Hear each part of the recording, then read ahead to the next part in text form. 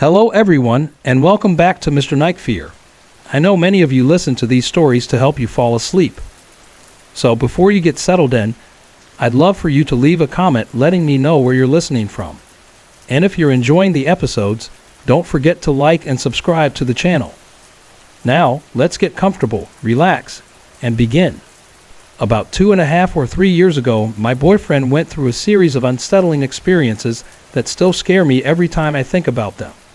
These events took place over the course of 6 months, starting when he was preparing to move from his apartment into a duplex in an older downtown neighborhood, with homes dating back to the 1950s or earlier. A couple of days before the move, my boyfriend had a vivid dream. He was still in his current apartment, where something was haunting him and his roommate. In the dream, he decided to perform an exorcism to try to drive the spirit out. He was sitting on his bed, meditating, when the ghost of a young girl appeared. She began throwing things at him, yelling, "Get the asterisk out of my house." Asterisk over and over, as a tall man hovered menacingly behind her. He woke up from the dream shaken and immediately called me. After he and his roommates moved into the duplex, things started off fine, aside from my boyfriend having occasional strange dreams. One day, we were all sitting outside on the porch when the neighbor from the connecting duplex came over and shared a bizarre dream he'd had. To our shock, it sounded eerily similar to the ones my boyfriend was experiencing. The dreams went on for a long time, and soon odd things started happening.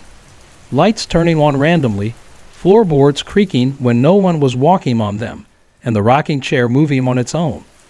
By this point, we were convinced something was in the house, though it didn't seem hostile. But things took a darker turn one night when I was asleep at my own house.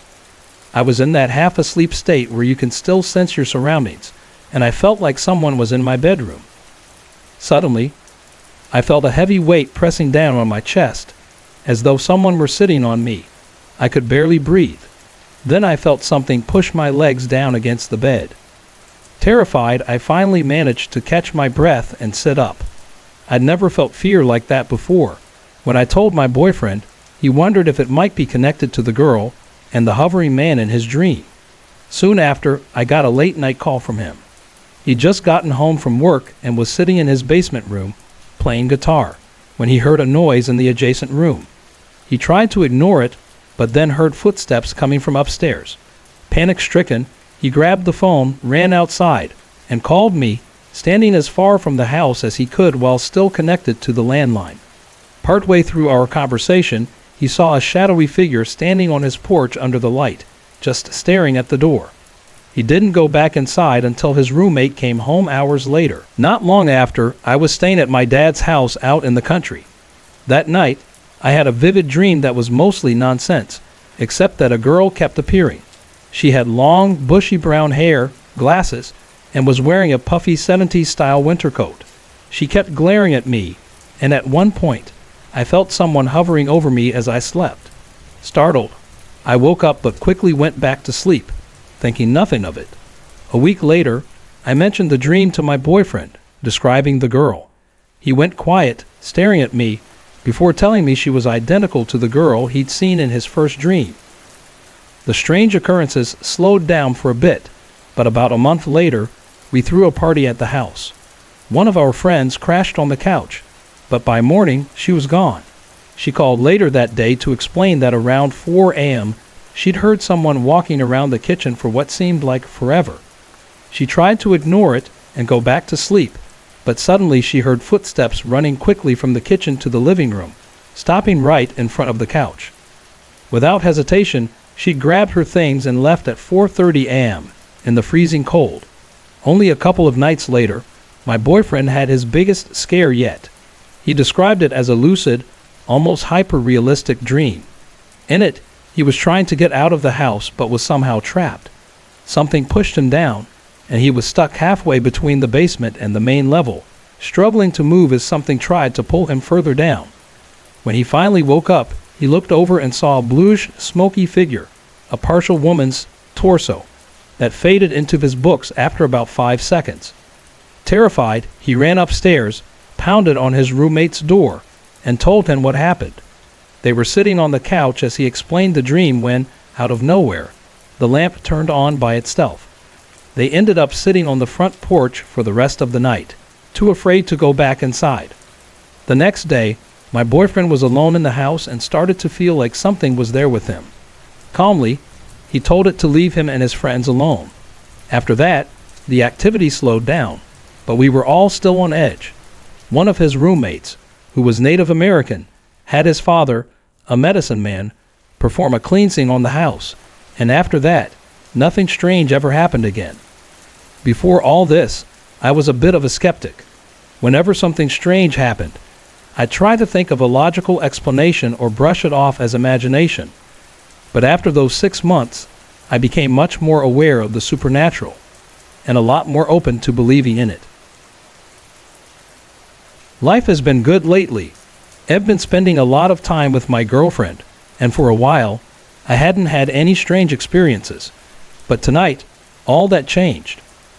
Around midnight, I thought I heard my mom upstairs messing with the trash, like she was taking it out. I went up to check, but when I got there, she was in bed, and nobody was around. By 12:30, I started getting that weird feeling, like someone else was in the room. My cat was freaked out too, acting anxious, and I kept hearing noises coming from upstairs. I went back down, but almost exactly at 1:00 a.m., that feeling hit again. Then I heard a cough, saw a shadow on the stairs, and instinctively chased it.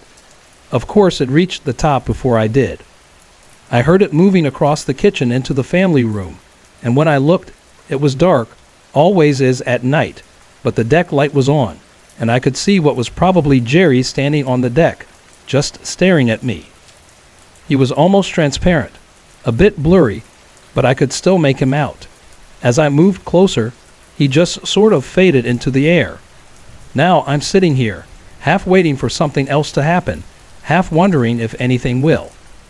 It's been a long time since anything like this happened, so for it to start up again now feels strange. I have no clue why this thing picks certain times to appear, and I doubt it'll ever make sense. I hesitate to call it a ghost because that just sounds too made up, but I don't know how else to describe him. He looks like a man, about my height, maybe a bit shorter. He wears a tank top, camo pants, and has almost bald, grayish skin with lifeless eyes. He coughs like a heavy smoker, and sometimes I even hear sneezing, which I don't understand. He brings a lot of strange stuff with him. I'll see weird hallucinations, things that only I seem to notice.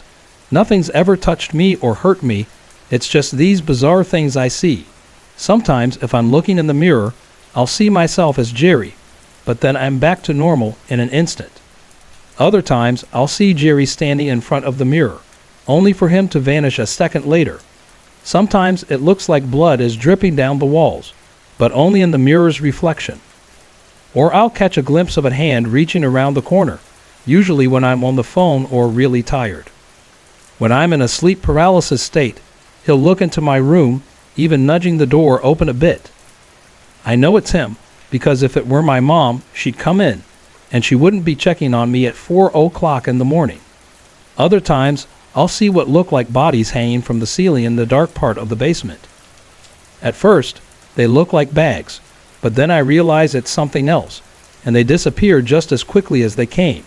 Sometimes, a face will randomly appear on the wall, staring at me, blurry, then it vanishes instantly. I've even seen faces on the TV. It'll go to static, and then a freakish, deformed face appears, lingering before disappearing, while the static continues for about 10 minutes before returning to normal. Lights will flicker sometimes, even on sunny days. I've also found objects move, things that I know weren't touched. I'll find things I lost years ago in totally random spots, or I'll notice files missing from my computer. Sometimes I find my drink half gone, or lights turned on that I know I left off. And sometimes a door will be open or a fan turned off, even though everything else is working fine. Then there are the weird phone calls. The caller ID will show bizarre numbers that aren't possible, like 666, or just 9, or a sequence like 43.6, 346.54, 74, 65, 700, and 45.7. These calls never show up in the call history. If I answer, it's usually static or a strange voice saying something completely random before cutting off. Other times, I'll hear paper rustling or bags being moved around upstairs. Sometimes my computer won't even turn on, as if someone is physically keeping it off. I'll hear footsteps behind me on the stairs, see a shadow moving the opposite way, and when I chase it, nobody's there. If I don't find a way to get rid of this, I'm going to be really ticked off. This has been happening almost my entire life. I'm used to it by now, but that doesn't make it any less disturbing. I don't even know where to start with this story. It all began after my roommate and I stopped being friends, and I bought my first house. Built in 1954, it had been abandoned from 1979 until around 1991. The moment I saw it, I fell in love with the place. It was small, but it had a charming retro vibe that immediately drew me in. The first odd thing I noticed was the absolute silence in the yard. No birds, no squirrels, not even insects. It was as if the entire place was under some kind of eerie spell. In my first week there, something even stranger happened. I found a can of soup from my kitchen cabinet behind my pillow. I hadn't had any guests, and I couldn't think of any reason I would have put it there. I brushed it off as nothing, but the strangeness didn't end there. A week later, I was sound asleep when around 2:30 a.m., the doorbell rang 4 times, loud and distinct. I groggily got up and went to the front door, expecting to see some prankster outside, but no one was there. I glanced at the doorbell and felt a chill run up my spine.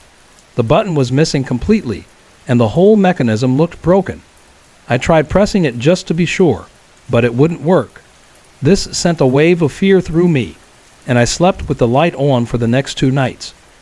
After a few more months of strange, unexplained events, I invited an old friend, Gary, over to visit. Gary and I had been friends since we were 10, and he'd never shown any interest in the paranormal. It wasn't something that even came up in conversation between us. Before we arrived at my house, we had lunch together, and he was his usual self, talkative, relaxed, and in good spirits. But the moment we walked inside, his whole demeanor changed. He grew pale, his expression darkened, and he became unusually irritable. Small things started setting him off, and he was swearing like he was someone else entirely. Around 8:30 that evening, without a word, Gary just stood up, walked into the guest bedroom, and went straight to bed. It was strange, but I shrugged it off and went to sleep a little while later. Then, at about 1:10 a.m., I woke up to the sound of violent retching. Rushing to the bathroom, I found Gary completely nude, curled up on the floor, mumbling, This place isn't right." He was almost incoherent, his voice laced with fear. I was so alarmed by his state that I called 911, thinking maybe he was on something. The next morning, I went to visit him in the hospital. The doctors hadn't found any cause for his extreme vomiting or the delusions. The EMTs told me he'd started coming back to himself right before they arrived at the hospital. When I asked him what had happened, he told me that from the moment he entered my house, he'd felt off, like something was wrong. He described grotesque, disturbing thoughts filling his mind and a heavy, oppressive presence looming over him. He refused to come back to the house after that night. That incident shook me to my core. I stayed in that house for another 6 months, enduring the strange sounds, the unexplained movements of objects, and that constant, unsettling feeling. I'd often find things in places they shouldn't be, a book in the bathroom, a pair of shoes on the kitchen counter. Each incident unsettling in its own way. Eventually, I couldn't take it anymore. I put the house up for sale and moved out within a month. Even now, whenever I drive by that house, I feel a sinking sensation in my gut, a sense of dread that makes me want to keep my distance. The whole experience has left me wondering what truly lurks within those walls. Sorry to interrupt. If you're enjoying the story, let me know in the comments and tell me where you're watching from. Don't forget to like and subscribe for more. My wife and I had been searching for our dream home for almost a year when, one warm April afternoon, we finally found it. The house was in a small town near Haddam, Connecticut. It was exactly what we'd envisioned. Secluded, miles away from the nearest neighbor, and reachable only by a long, winding dirt road that stretched about 1.5 miles through dense woods. When we arrived at the clearing, there it stood, a grand, 3-story, 11-room house that had an almost timeless appeal. It needed some work after years of vacancy, with brown grass, an old rusty Chrysler in the driveway, and a murky pond at the back, but it had an undeniable charm. We learned that the previous owner had lived there up until 3 years ago when she entered a nursing home. She had passed away only a few months before we bought the house. Her niece, who sold us the property, was heartbroken to let it go after it had been in their family for over 60 years. We moved in 3 weeks later. On that first night, an unsettling silence hung over the place. It was almost too quiet.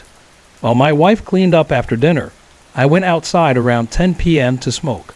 Standing there, I heard something moving in the woods. I figured it might be a raccoon or a possum, but an inexplicable sense of unease crept over me, as if something unseen was watching. The feeling lingered, and I quickly headed back inside. Not long after, we decided to call it a night. Just past 2 a.m., I was jolted awake by a loud thud. I sat up, straining to listen. Moments later, I heard a faint dragging sound from above, as if something heavy was being pulled across the third-floor floorboards. My wife was still sound asleep, so I got up and headed toward the stairs. Standing at the base of the steps, I heard the floorboards creaking above. With every step I took, my heartbeat grew faster, my chest tightened, and a deep sense of dread settled over me. When I reached the top of the stairs, I found myself staring down a long, dark hallway. The door to the room at the far end was slightly ajar. I could hear faint whispering. A cold chill ran down my spine, and I froze in place, unable to move or speak, my breath caught in my chest. Then suddenly, the door flew open, and there in the doorway stood a tall figure cloaked in a black hooded robe. My head throbbed with a blinding pain, my heart raced uncontrollably, and everything faded to black. I woke up hours later in the hospital with a fractured skull, 2 broken ribs, and a shattered knee. My wife, who had found me at the bottom of the stairs after hearing the noise, explained that she'd called for help immediately. I recounted what had happened on the 3rd floor, pleading with her not to go back to that room. She looked at me with disbelief and dismissed it all as a product of sleepwalking, a habit I hadn't indulged in for years. After a short stay in the hospital, I reluctantly returned to the house. My wife assured me it was all a nightmare, that I'd simply had an episode of sleepwalking. Eventually, I convinced myself to let it go. Life seemed to settle down. We unpacked and adjusted to the new surroundings. My wife was delighted with the house, even setting up a sewing and reading room on the 3rd floor. She insisted nothing unusual had happened up there, and she urged me to forget about my dream. But over the following weeks, my wife started to change. She grew short-tempered, even verbally abusive, prone to sudden outbursts. It was as if she were a different person. I still heard strange noises around the house and felt an ominous presence, but whenever I brought it up, she'd become furious, shutting down any mention of it. She spent most of her time in that 3rd floor room and, most nights, even slept there. She grew distant, almost as if in a trance, rarely leaving the house except for long, solitary walks in the woods. Our once loving relationship grew strained. She cut off contact with friends and family and hadn't left the property in months. The only joy she seemed to find was in feeding a stray dog that visited every evening, giving it all her attention while barely acknowledging me.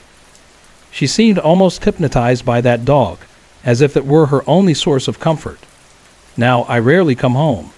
Our marriage feels like it's slipping through my fingers, overshadowed by whatever dark presence has taken root in our lives.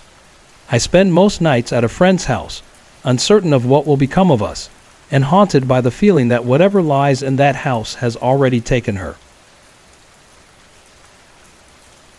My name is Clay, and I'm originally from Jacksonville, Florida. When I was 8, my family moved into a condo there, and everything seemed normal at first, except for one thing: a Ouija board left behind in the closet of my bedroom. I later found out that the previous owner's wife had been fond of using it, though for reasons unknown. She left it behind when they moved.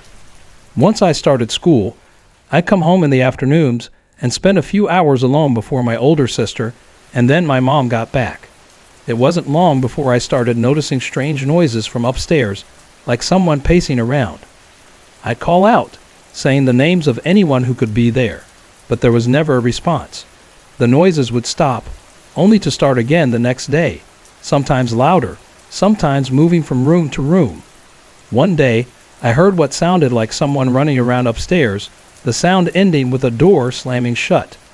But the scariest moment came when the usual pacing noise stopped suddenly, and I heard what sounded like a heavy object, maybe a bowling ball, drop onto the floor. One afternoon, while playing with my little sister, I ran up the stairs, expecting her to follow me. I saw a young girl about her age coming up after me, wearing a blue dress, something you'd see from 100 years ago. I froze when I realized this wasn't my sister. She vanished through the wall, like it was an open hallway. Over time, the noises continued, but I was young and grew used to it. It became normal, and I didn't understand why others didn't believe me when I mentioned it. For a few years, the strange occurrences faded, as if the ghostly presence had left. But in September of 1999, it all returned.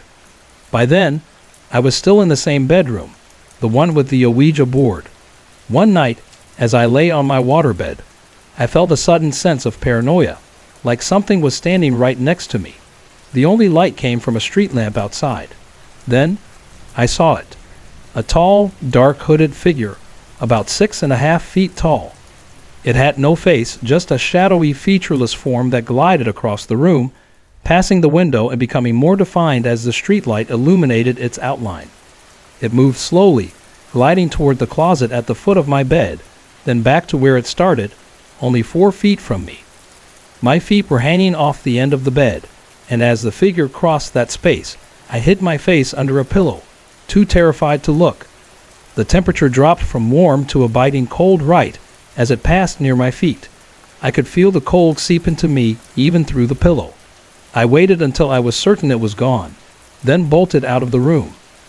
Since that night, I've developed a foot phobia, and I can't sleep without a pillow over my head. A habit that started after that terrifying encounter. Things only got worse. At first, I was the only one who could hear or see the ghost, but soon enough, my younger sister, Amanda, encountered a spirit in the same room where I'd seen the apparition. One night, she heard the door crack open slightly and a soft, childlike voice say, "Amanda, come play." Startled, she rolled over and asked my older sister Allison, who shared the room with her, if she heard it too. Allison confirmed that she had. Eventually, I moved away for a year, but the paranormal activity continued. When I returned, I would hear loud, steady pacing up and down the stairs every night. It went on for months until I'd had enough and yelled, "Shut up," just to get some sleep. My mom always brushed off my stories, thinking it was my imagination. But one night, while she was home alone, she heard something running up the stairs. Convinced it was an intruder, she lay there, bracing herself, but no one entered her room, and the house was empty. She once stayed in a different bedroom, the one next to mine, and saw an apparition at the foot of her bed. A Native American woman, watching her intently before disappearing. That night, my mom decided to assert her presence, sitting on the spot where the apparition had been and saying, "This is my house now.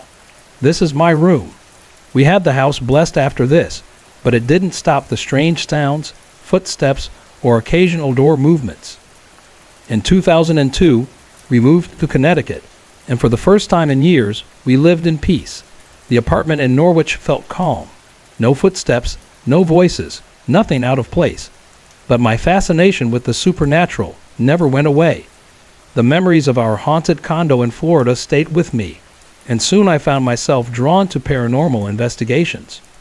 My friends and I would drive down the back roads around Plainfield, Connecticut, especially a place called Hell's Hollow Road, rumored to be haunted.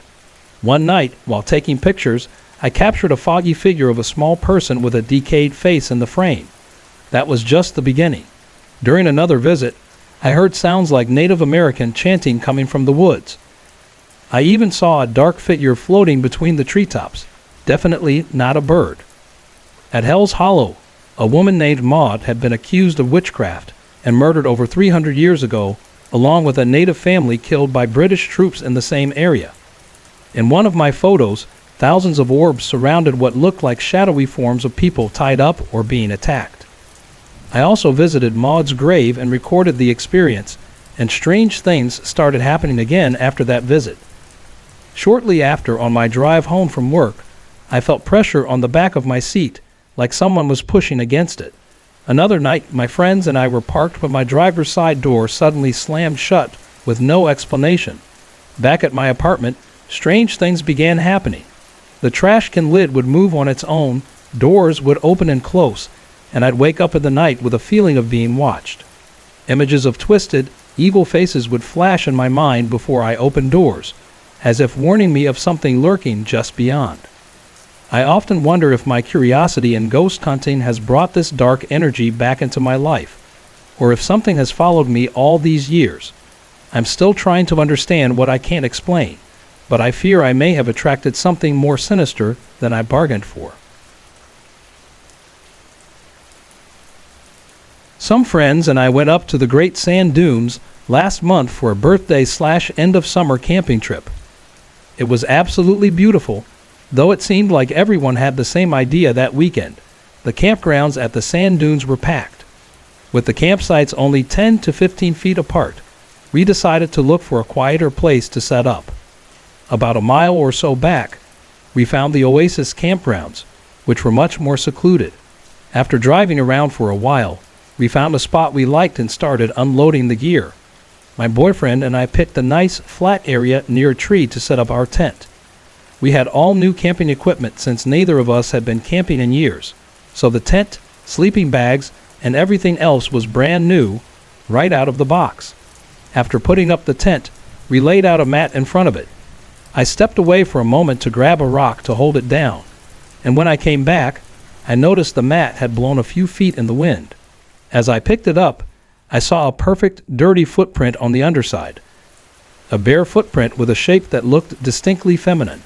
There were only 3 of us there, and I was the only female. It was chilly, and we all had our shoes on, so none of us had been walking around barefoot. The mat was brand new too, so it hadn't been stepped on by any of us with or without shoes. My boyfriend, a bit freaked out, tossed the mat in the trunk, and after a while, we put it out of our minds. That night, we went to bed and fell asleep quickly. Around 3 a.m., I was woken by the sound of footsteps outside the tent. At first, I thought it was my friend, but the footsteps were too light and quick to be his. My friend is about 6 feet tall and 190 pounds, but these steps sounded smaller, more like a child's or a small animal. I thought it might be a fox, but the sound continued as it circled our tent over and over.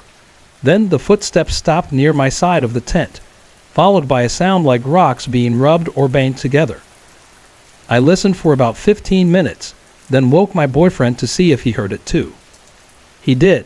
The sounds would go in circles around the tent, stopping on either side, with the rocks scratching and banging together. We both lay there, listening for what felt like an hour.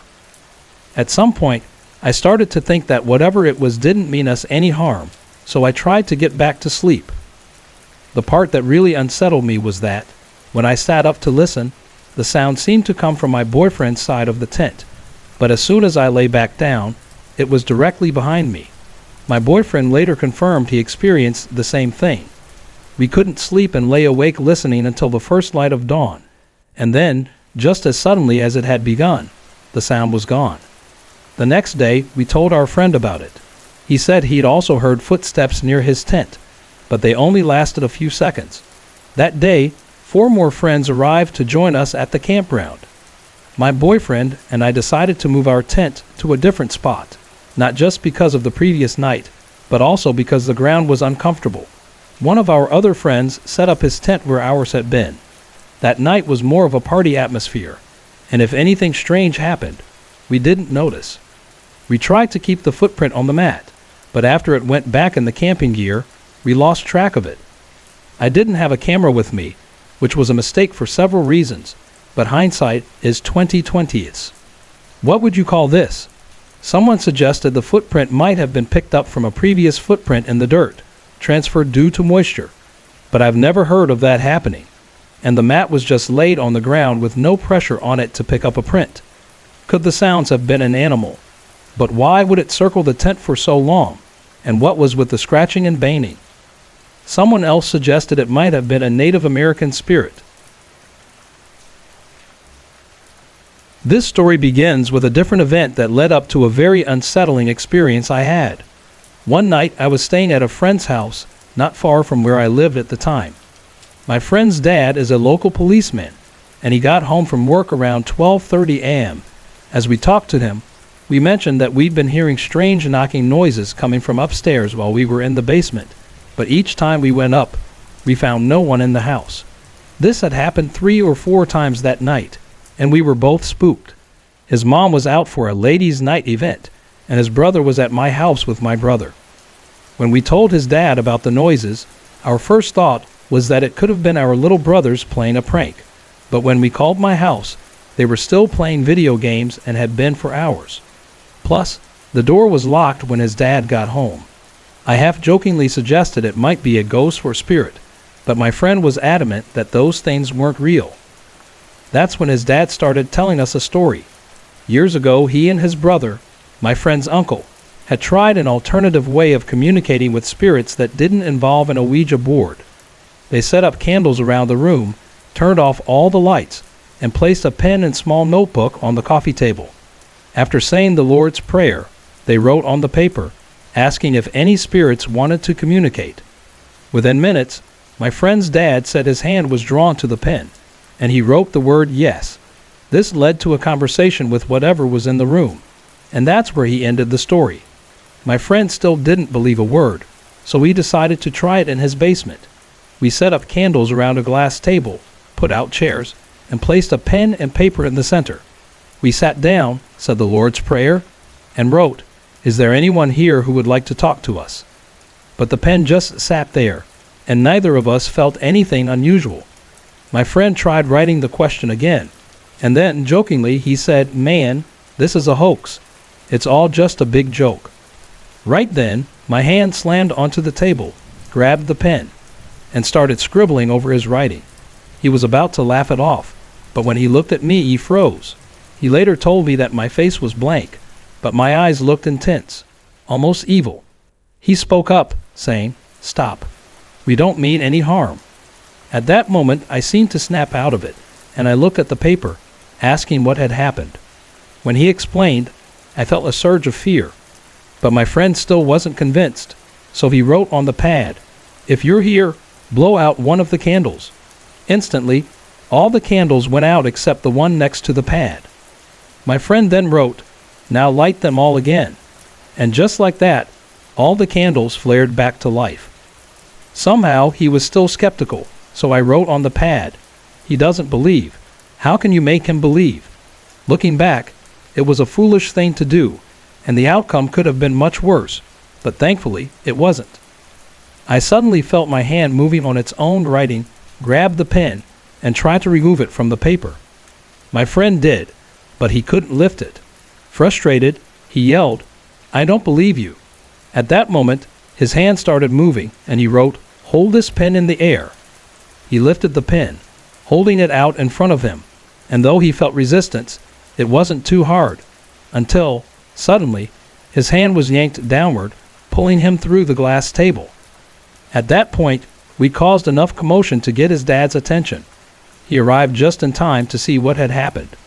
While I sat there, terrified, his dad grabbed the pen and said the Lord's Prayer, then wrote goodbye on the pad, making both of us write it as well. At the time, I didn't understand why we all had to write goodbye, but looking back, I realized it was to ensure the connection was fully closed. It was one of the scariest and most surreal experiences of my life. Sometimes my friend and I joke about that night, but he admits he'll never again doubt the existence of spirits or the afterlife, even though he hasn't had any encounters since. I'm glad he learned something, but for me, the experience taught an even more profound lesson. Spirits, anomalies, and paranormal entities are real, whether you believe in them or not. The one thing you should never do, whether you're a skeptic or a believer, is to disrespect them. Respect the dead as you would the living, and honor the beyond as you do the here and now. You never know what might happen if you cross the wrong side or where you might encounter it. So I'll recount the encounters that have unfolded in my family's home in Colorado from 1998 to the present. It's a ranch-style house, long and open, with a main floor and a basement. Most of the activity centers around the north corner guest bedroom and my bedroom directly below it in the basement. I'm sharing the experiences I can't logically explain. Sure, some things fell by accident, but the following events have no explanation beyond that of spirits residing in our home.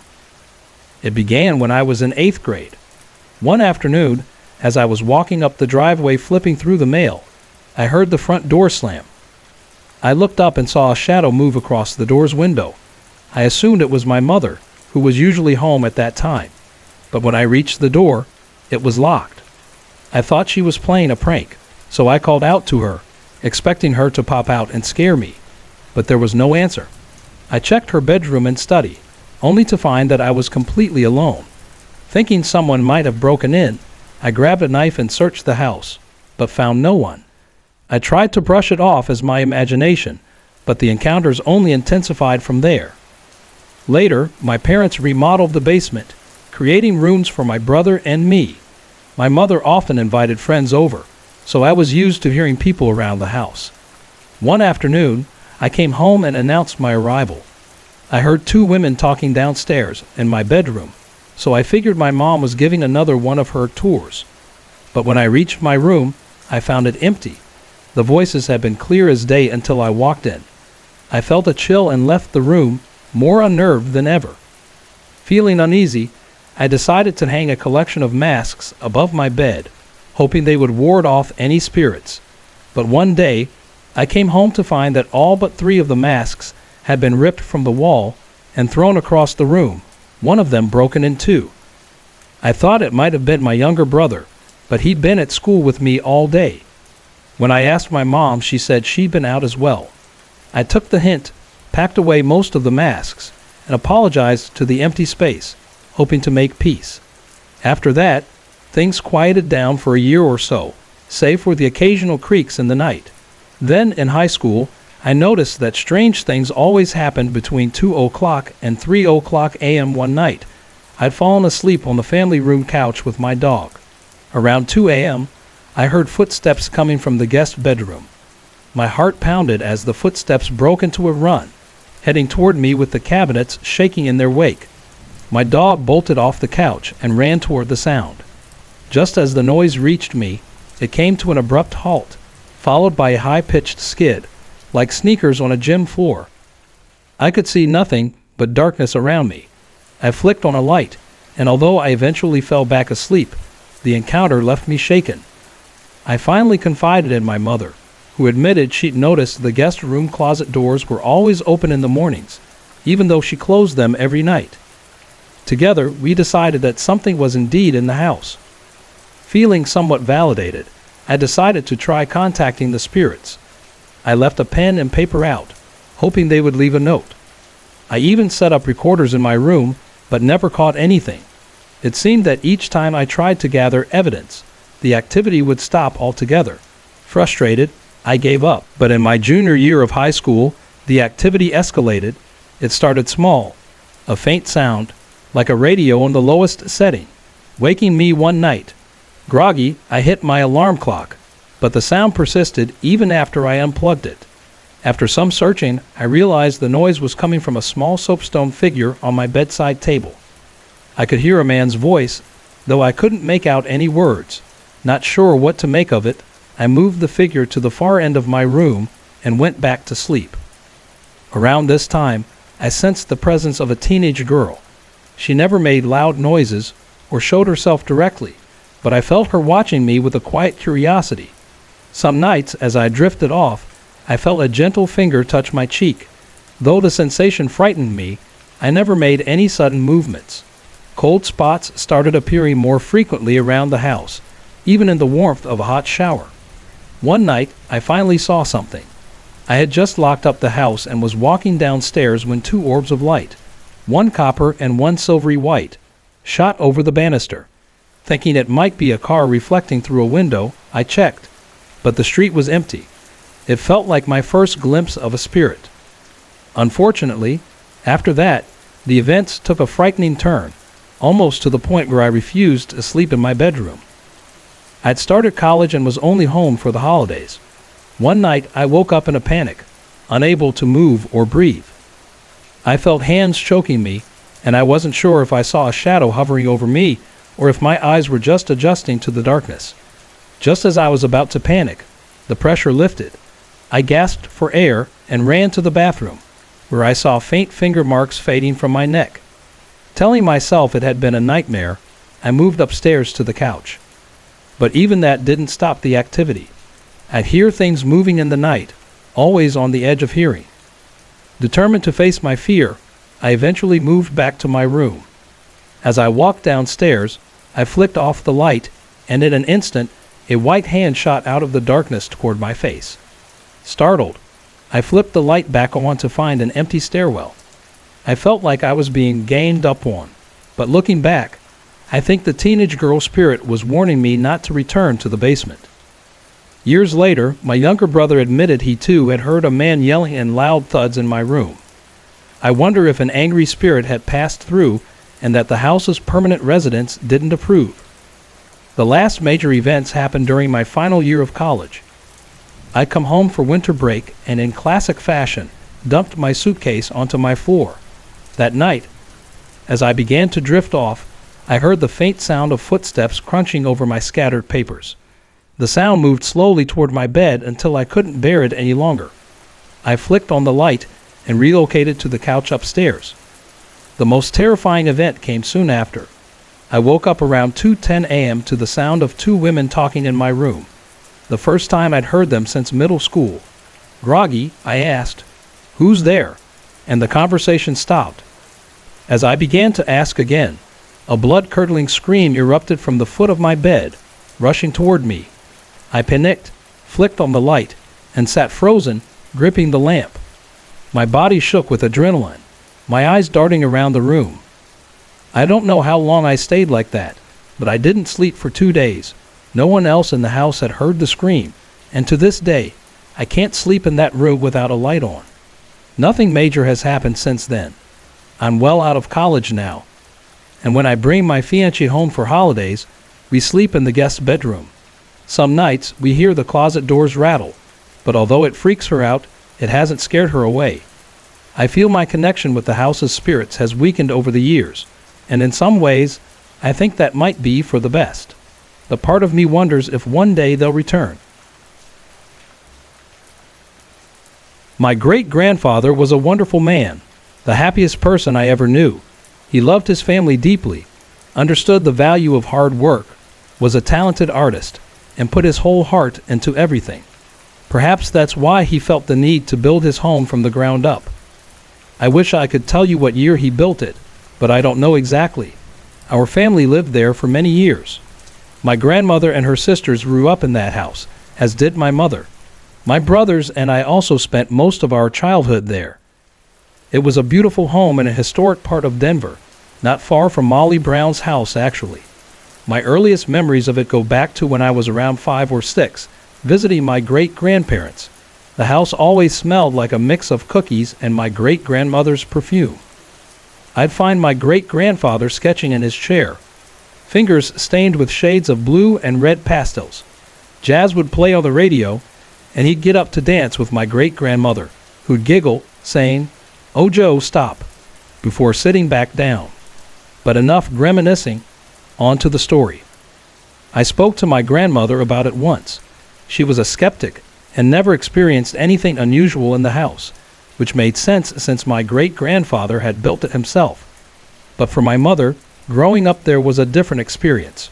When she was about 4, she made an imaginary friend named Tabby, who, she claimed, was behind all the strange things that happened. My mother shared a large upstairs room with her cousin Theresa, and whenever she got up in the morning, she'd find the carpet in the bathroom. Yes, my great-grandfather had carpeted the bathroom, completely soaked. She'd ask Theresa what she'd done, only to find her still asleep, claiming she hadn't gotten up at all. This went on for years. It could have been a plumbing issue, but my mother always insisted it was Tabby. Another recurring incident was the sound of footsteps going up and down the stairs late at night. They would go up, pause for a few minutes, then head back down, always at the same time each night. But the memory that stuck with my mom most happened one day after school. She ran upstairs to drop off her books and froze when she saw an indentation on her bed, a perfect outline of a small body and head lying on her pillow. Terrified, she ran out and started sleeping on Theresa's side of the room. Not long after, my grandparents moved to California for work. After my great-grandfather passed away, my great-grandmother went to a nursing home. My family moved into their house. My brothers took the room upstairs, while I stayed downstairs where my great-grandmother used to sleep. One night, I had trouble sleeping and heard what sounded like someone humming in the living room. I went to check, but no one was there. This happened a few other times, usually late at night, always in the living room or sometimes outside.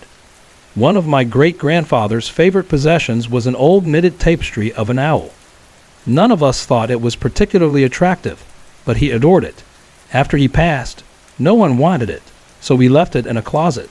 Then one day, we came home to find it hanging on the closet doorknob in the exact place my great-grandfather used to keep it. My mom was convinced it was Grandpa Joe, though my dad didn't believe it. We put the tapestry in the basement closet after that.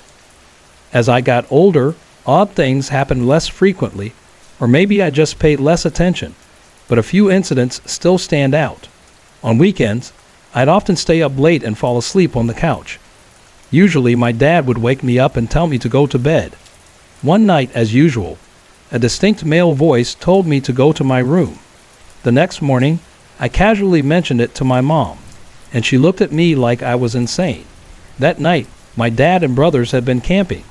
When I realized this, my mom just shrugged and said, "Oh, it was Grandpa Joe." As I grew up, I started to develop artistic skills of my own. I was working on a project for art class one night and frustrated with how it was turning out, threw it in the trash before leaving to go to a friend's house. When I came home hours later, I found the drawing lying on the center of my bed. No one else had been home to move it.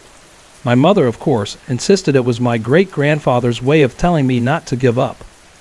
A week after my great-grandmother passed away in the nursing home, the house began to smell like her perfume and cookies again.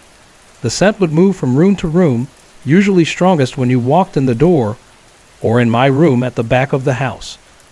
The last incident I remember happened one Christmas. In our family, it was tradition to leave Christmas music playing all night on Christmas Eve. But this particular morning, instead of Christmas music, we woke up to jazz, the same kind of old-time jazz my great-grandfather used to play.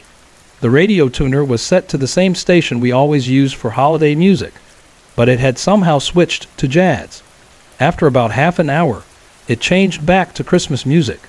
Over time, we all grew up, and my parents eventually separated. They decided to sell the house.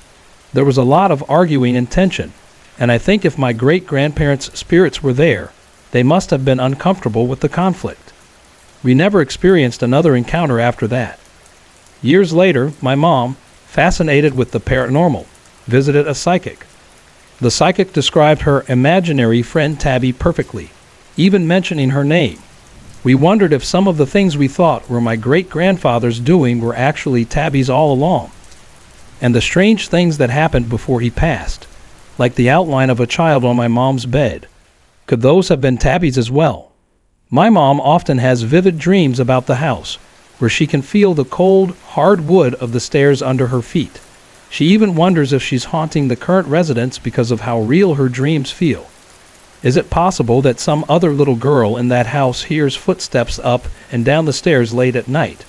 Could it be my mother's spirit, unknowingly crossing an astral plane in her sleep?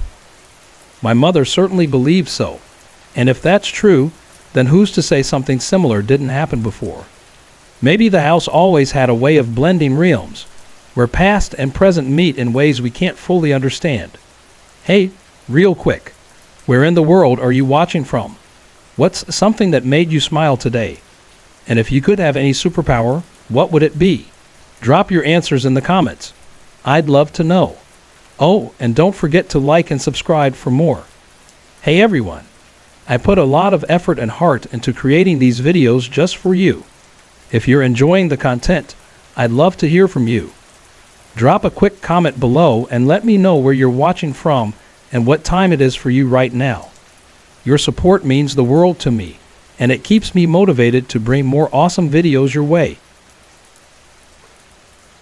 This happened at the end of May, about a week before our move upstate to New York. School had finished early, so I was thrilled to have an extra long summer break, and even better, my own room for the first time. Our tiny apartment was more crowded than ever now that my mom's new husband, Frank, had moved in with his daughter, Valerie. That's why my parents bought a big house upstate, and I was looking forward to a fresh start with new friends and more space. I already had a friend upstate named Nikki, who lives just 3 houses away from our new place. We met when my family went to see the house. Nikki goes to the same school, and since it's a small neighborhood, I already felt like I'd have a friend there. That evening, I was sitting on the couch, imagining the great summer ahead. Then I learned that my great aunt had passed away. While I wasn't very close to her, my mom was, so our family decided to go to her funeral in my mom's hometown in Connecticut. The journey from Maine to Connecticut, then back to Maine, and finally to New York, felt endless. We drove through the night, and I was the only one awake, staring out into the dark as we passed forests and fields. Suddenly, I noticed something in the middle of the road. It was glowing. As we got closer, I realized it was a dog, a Labrador with a soft blue glow surrounding it. Just as I recognized it, our car drove right through it. I looked back, but there was nothing. The dog had vanished. A couple of minutes later, my stepdad pulled over.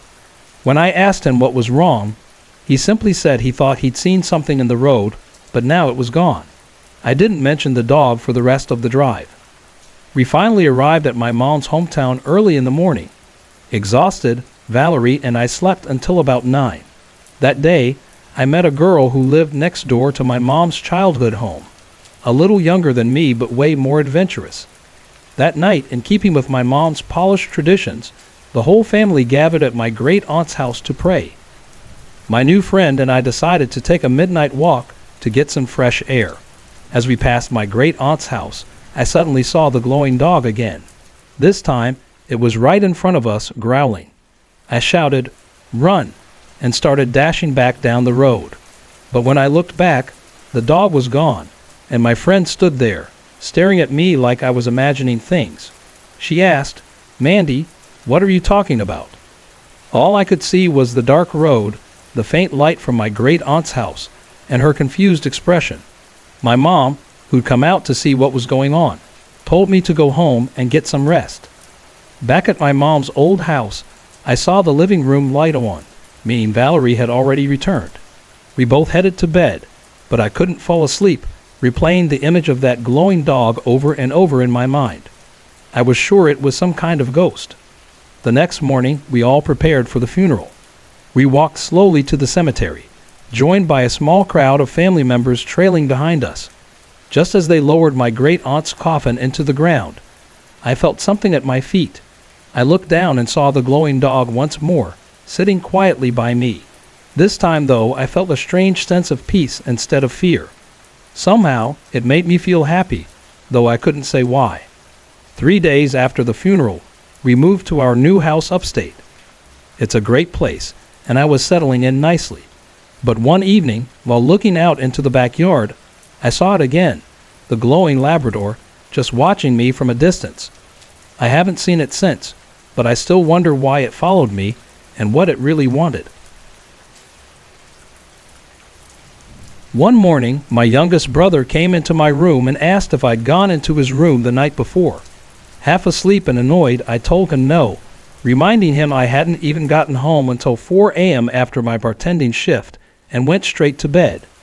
He seemed unconvinced, but I shrugged it off and told him to leave. Later that afternoon, curiosity got the best of me, so I asked him why he thought I'd been in his room. It took some coaxing, but eventually, he shared what had happened. and as other family members began to chime in with similar strange experiences, he finally opened up completely. He told me he'd been asleep and woke up to the sensation of someone sitting on top of him, pinning him down. He kept his eyes shut, pretending to sleep while he braced himself to fight off what he thought might be an intruder. As the weight pressed down on him, he also felt the covers being pulled back. Then, just as he was about to react, he heard a voice, my voice, whispering in his ear, "Do you have any weed?" Instantly, he relaxed, thinking it was just me, and rolled over, going right back to sleep. When I reminded him I hadn't been home, he stared at me, finally believing something unexplainable had happened. The realization was unsettling. From the moment we moved into this house, I'd had an underlying sense of unease. It surprised me because I felt relieved knowing the house was built in the 70s with no recorded deaths. But it didn't take long for the unsettling events to begin. One day, I was sitting at the computer downstairs, and out of the corner of my eye, I saw what looked like an old man walk out of the bathroom, cross the room to my left, and head toward the staircase. I turned, but he was gone. My sister later had a similar experience. She was lying on the couch in that same room and saw me come out of the bathroom and head toward the stairs. She called my name, and as I walked up the stairs, I briefly turned to look at her before continuing out of sight. She thought I was ignoring her, until she realized I wasn't even home. I was 300 miles away in upstate New York. She was terrified. My mom, who's hard of hearing, has often burst into my room in a panic, convinced she heard me screaming for help, only to find me quietly reading or working on some art. Once, while reading late at night, I heard a creepy voice right in my ear scream, "Help me." I froze, looked around, but no one was there. Another night, I walked into the kitchen and was overwhelmed with the sensation that someone else was there, standing by the fridge. I knew they were there, yet with all the lights on, no one was visible. My youngest brother often sees shadows moving when he walks down the stairs, while my mom frequently catches glimpses of them from her seat in the kitchen. My sister suffered from insomnia when she lived here, telling me later it was because she always felt like something was watching her.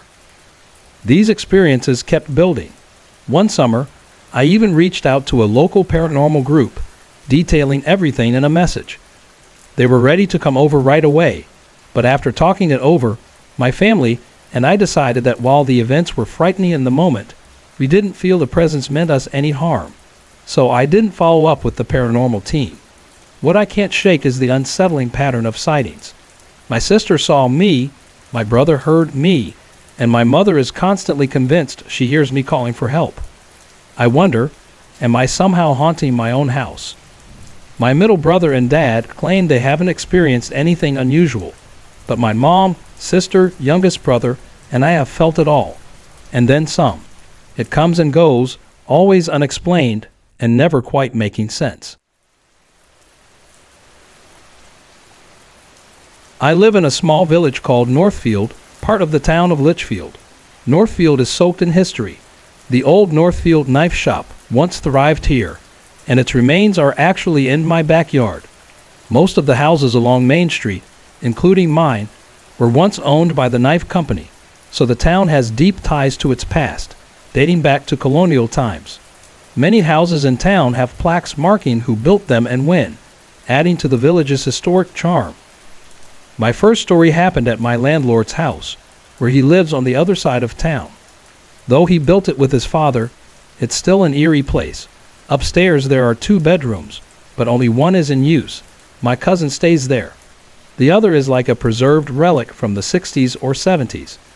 My landlord keeps it meticulously clean, but doesn't allow anyone to sleep in it. I've only been in that room once, and I swear, the temperature dropped by 10 degrees as soon as I stepped inside. I started shivering and quickly left, following my cousin out. I haven't been upstairs there since, and I have no intention of going back. Now on to the truly terrifying experience. Years ago, my aunt bought a house in town that had previously been a thrift store. It was mostly one level, though you had to step up to reach the living room and 2 of the bedrooms. My aunt lived there with her 3 daughters, Jenny, Sasha, and Rachel. Growing up, Rachel, the youngest, was my best friend. We were close in age and often had sleepovers, either at her place or mine. On this particular night, I was sleeping over with Rachel. The living room was right inside the front door, with an open view of the kitchen and foyer. A step-up led into the office, which sometimes doubled as the living room. The office wall opposite the step-up was covered by a huge mirror that reflected all the way down the hallway into the master bedroom.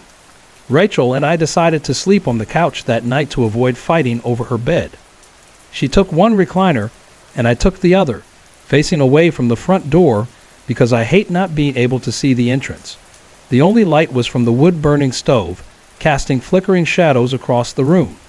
I was lying on my right side, staring into the mirror, trying to fall asleep when I saw it. A large, dark figure standing in the archway, watching us. Rachel was already sound asleep, and I was paralyzed with fear. I watched, unable to move, as the figure slowly moved down the hallway, past the foyer, and out the back door. I didn't sleep at all that night. A few weeks later, Sasha's birthday was coming up, and when my parents asked her what she wanted, she had one request at the top of her list: a Ouija board. They bought it for her, and one night soon after, she decided to use it.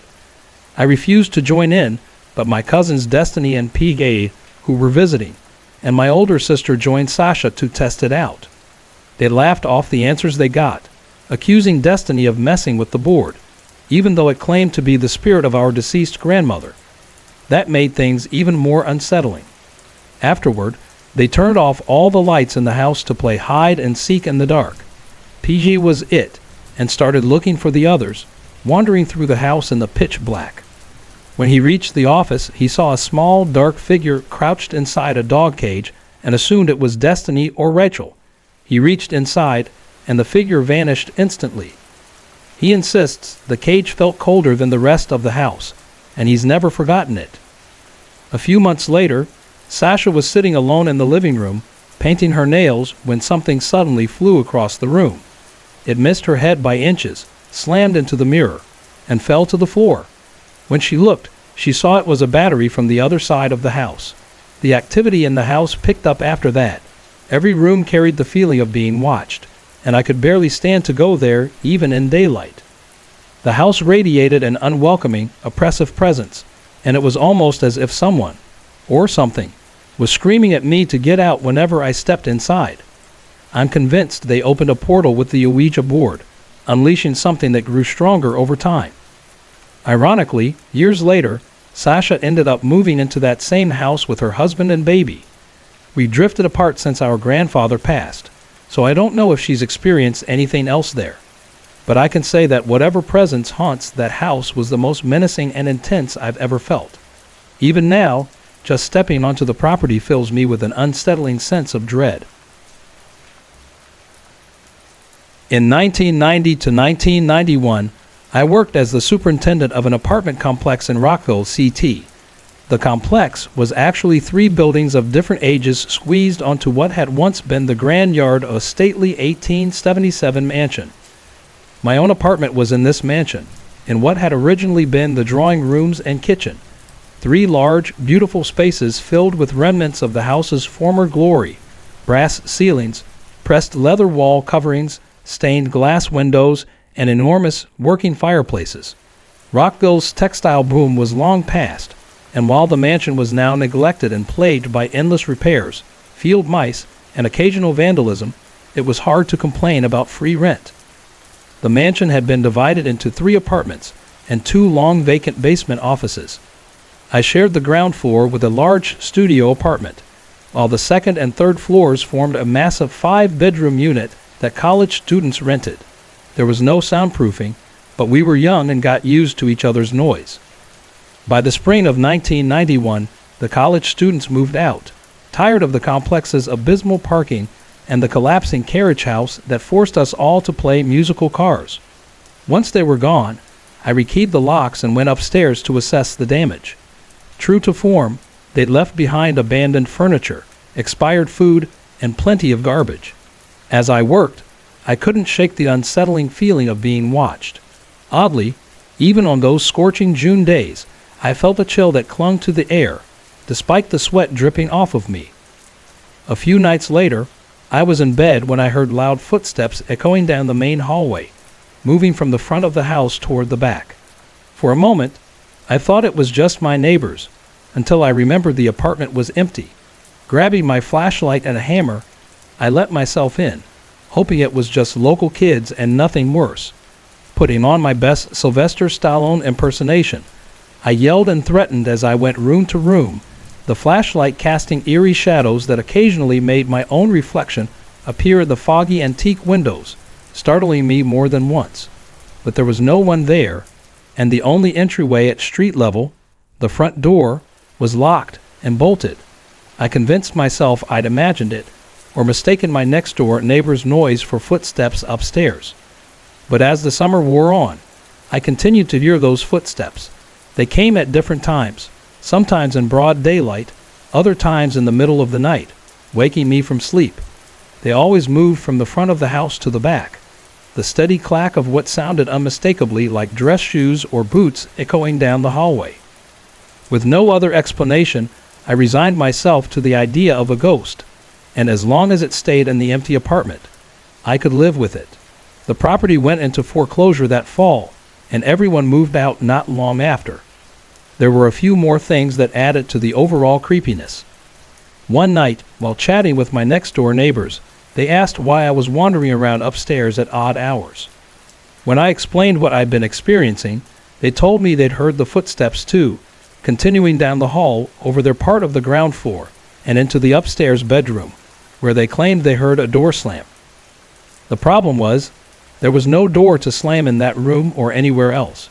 I'd removed the doors and taken them down to the basement to refinish, but with the financial collapse, that project never got finished. The strangest discovery happened a year later, after I'd moved and was back to hearing only earthly noises in my new place. At the library one day, I noticed an exhibit of antique photos of Rockville, including a photo of the house where I'd lived. Curious, I asked the librarian if there was any literature on it. She directed me to a computer archive recently compiled by the Historical Society. It was 1992, so we're talking DOS prompt and green screen. I learned that from the 1930s through the 1950s, the house had been a funeral parlor. This explained the large porcelain table in the basement that I'd kept my tools on. Though it wasn't confirmed, it likely meant that the grand rooms in my apartment had served as viewing rooms for nearly 20 years. The house still stands today, looking as if the current owners have invested some time and capital into restoring it. Whether anyone still haunts the upstairs hallway, I don't know, but I wouldn't be surprised if that mysterious visitor is still there. Hey you, where are you watching from? Do you believe in ghosts? Ever had a creepy experience? Tell me in the comments. I'm dying to know. And don't forget to like and subscribe for more chills. On March 12, 2016, I experienced something beyond explanation. I don't consider myself a paranormal enthusiast, nor do I claim to have any special abilities. I've never been diagnosed with anxiety or any other disorder, and I'm not on any medication. I'm simply a Connecticut resident and a golf professional who had recently returned from a 14-month stint in Florida for work. I'd come back to start a new position in Sherman, CT, as a director of golf. Without an apartment lined up, I arranged for an extended stay at a local inn in Brookfield. The room was more than adequate. 2 queen beds, a dresser, a desk, a flat-screen TV, and a full bath. I settled in and made myself at home, taking the bed nearest the wall. I plugged a small nightlight into an outlet near the foot of the bed to help me navigate in the dark, as I don't need total darkness to sleep. A week after my arrival, I settled in for the night around 10 p.m. As I closed my eyes, I noticed a square-shaped object floating behind my eyelids, following every movement of my eyes. It was a distinct, colorful shape, almost like the Microsoft logo, divided into small red, blue, green, and white squares. I assumed it was just a lingering effect from the bathroom light. After a few minutes of shifting around, the shape faded, and I drifted off to sleep, not giving it another thought. The next night, I went to bed around the same time. Sometime later, at exactly 2:45 a.m., I woke suddenly. not from a sound, but from an inexplicable awareness. I lay on my back, eyes open, and there, between the bed and the wall, a ghostly figure rose from the floor. Translucent yet colorful, he looked startlingly familiar, like a former colleague, Bill, whom I'd known years ago. He had red hair, fair skin, and appeared to be in his 40s, with a calm expression that, oddly, put me at ease. He pointed to the wall at the foot of my bed as if urging me to look. Trying to keep my composure, I whispered, "Bill, if that's you, go back to where you came from." With a playful, mock-sad look, he sank back into the floor. Shaken, I switched on the light and called the front desk. The night clerk said she believed in spirits and that it sounded like the ghost was trying to show me something. I hung up, unsure whether to stay or leave. It was 20 degrees outside, and I had nowhere else to go, so I stayed. Reassured, I lay back down, calling out, "Billy, if that's you, come back." Nothing happened, and I began to wonder if I just imagined it all. I rolled onto my side and tried to fall asleep again. Moments later, I felt 3 taps on my thigh. I bolted upright, gasping, and there he was again, this time standing beside the bed, pointing at the wall. Though I'd always thought ghosts couldn't physically touch you, his calm, friendly demeanor kept me from panicking. But it was clear he had something to show me. I lay back down, trying to convince myself it was a dream, until I sensed the room get darker. Opening my eyes, I realized the nightlight was out. I got up, assuming it had burned out, but found it sitting on the dresser across the room. Now, fully convinced that something otherworldly was happening, I climbed back into bed, half resigned to whatever was about to unfold. Soon, my ghostly visitor returned, appearing between the beds, now working out on a gym machine. Dressed in a red tank top, white shorts, and a sweatband, he flexed his muscles, smiling at me as if to say he was getting ready for something. As I watched, his message began to make sense. Suddenly, I wasn't alone. In the darkness, a translucent Asian woman, appearing in her 60s, knelt beside me, quietly asking permission to sit close. I said sure, and gave her a thumbs up, but she seemed to misunderstand, her face falling as if I'd offended her. I tried to explain, but she moved away. Another woman, who felt like her daughter, appeared and told me, "You cannot do that to us." I explained the misunderstanding, and the elder woman returned, still hesitant but calmer. The encounters continued. 2 male ghosts appeared, standing beside my bed, looking similar, perhaps brothers, each wearing plastic-framed glasses. These 2 had a menacing vibe and began mocking me with crude gestures. I kept my composure, smiling and nodding, hoping to diffuse their intimidation. Soon, they faded back into the darkness.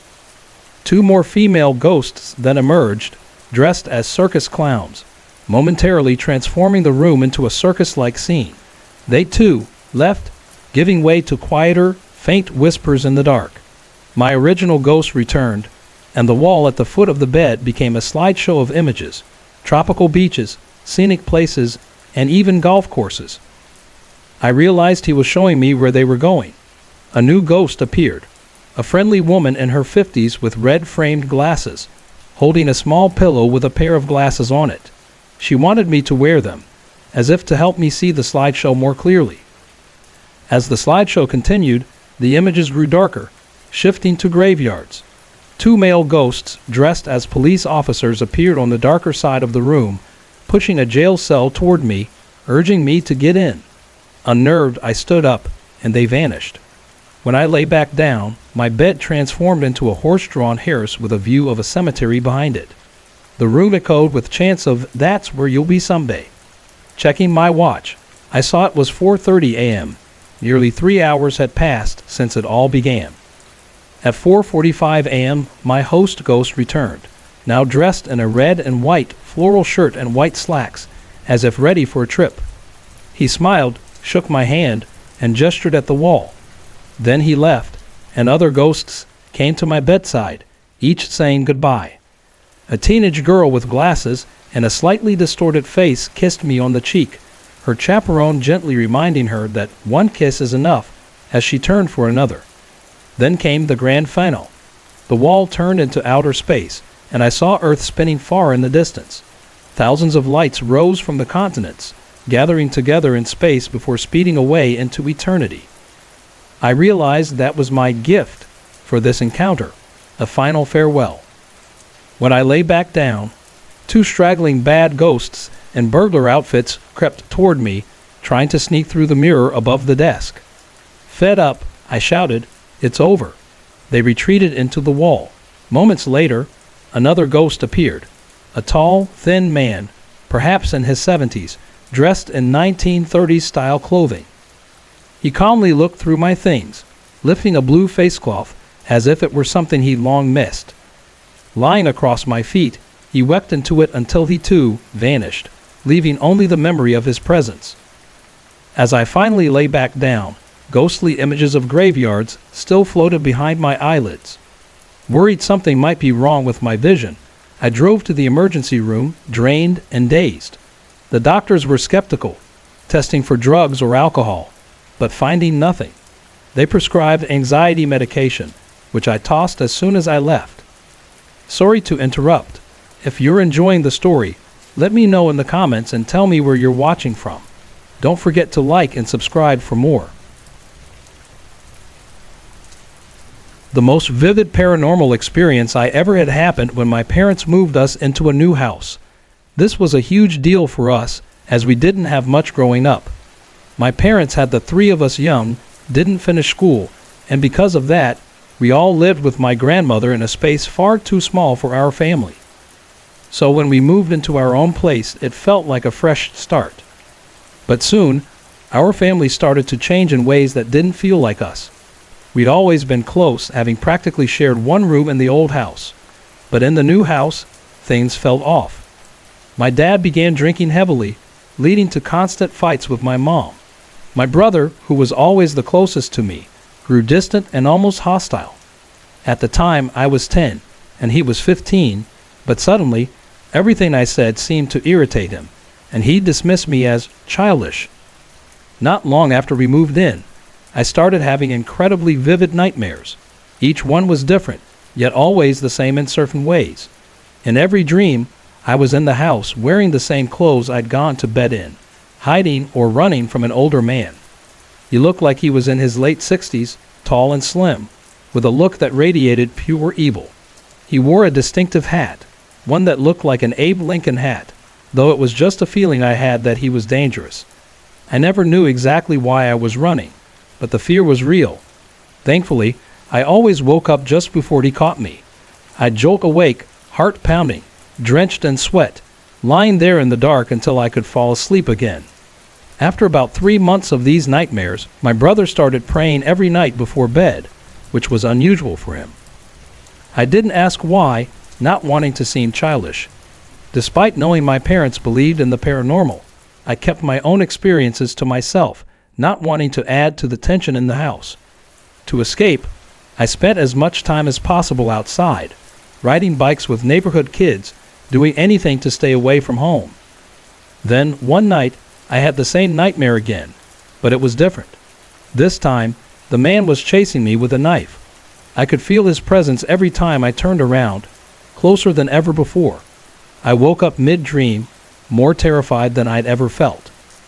Lying on my side, I was paralyzed with fear, thinking how silly it was for a 10-year-old to be this scared. I tried to brush it off, thinking, well, at least he never catches me. But as soon as I thought this, I rolled onto my back, facing the ceiling instead of the wall. And there he was, the man from my nightmare, standing beside my bed, leaning over as if waiting for me to turn toward him. He looked exactly the same as in the dream, wearing the Abe Lincoln-style hat, but now he also had an old-fashioned black trench coat I hadn't seen before. I felt like the wind had been knocked out of me, my heart sinking with terror. As soon as I fully registered what I was seeing, I screamed, and just like that, he was gone. My brother, who was still sharing a room with me, woke up and rushed over, asking what was wrong. Embarrassed, I mumbled, "Nothing." Usually, he'd press for an answer, but this time he just said, "It's okay, Ness," using my nickname, and assured me it was just a dream. The thing is, I never said it was a dream, nor did I mention seeing the man, but somehow he seemed to know. I'm convinced my brother had experienced the same nightmares because he didn't question me at all. The next day, neither of us brought it up, and I never told anyone else about the experience. Until now. What's strange is that after that night, I didn't have any more encounters quite like it. Occasionally, I'd feel like I wasn't alone or sense that someone was watching me.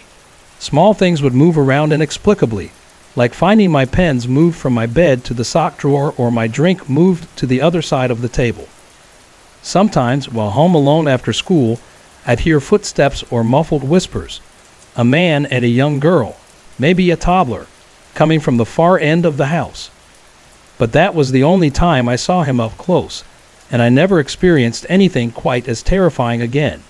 Shortly after, we moved into a new house, bigger and the same price, so my parents took it. I don't know if anyone else had any experiences there, but I believe my brother had the same nightmare as me. I've never been particularly gifted when it comes to sensing anything supernatural. I'm not even sure how much I believe in it, but I do have family members who are far more in tune with psychic experiences. Their stories, along with a couple of odd experiences I've had myself, make it hard to dismiss the possibility entirely. We move around quite a bit due to my husband's military career, and for the most part, the houses we've lived in have been quiet, without anything unusual happening. However, 2 or 3 places have made me wonder. The most remarkable experience was what I shared in my story, Gift from a Ghost. While the easiest to brush off would be a house with a creaky old barn-turned garage that my kids swore was haunted by footsteps and presence. Frankly, it could have been the building itself making those sounds. Somewhere in between these experiences was a house we owned in Connecticut. Despite being only about 15 years old when we bought it, it needed extensive work on the inside, likely because the previous occupants were dealing with some serious family issues. From what we were told, there had been a teenage girl with emotional problems, and the parents were in the middle of a messy divorce. Tensions had clearly left their mark, as several walls had holes that looked like they'd been punched through.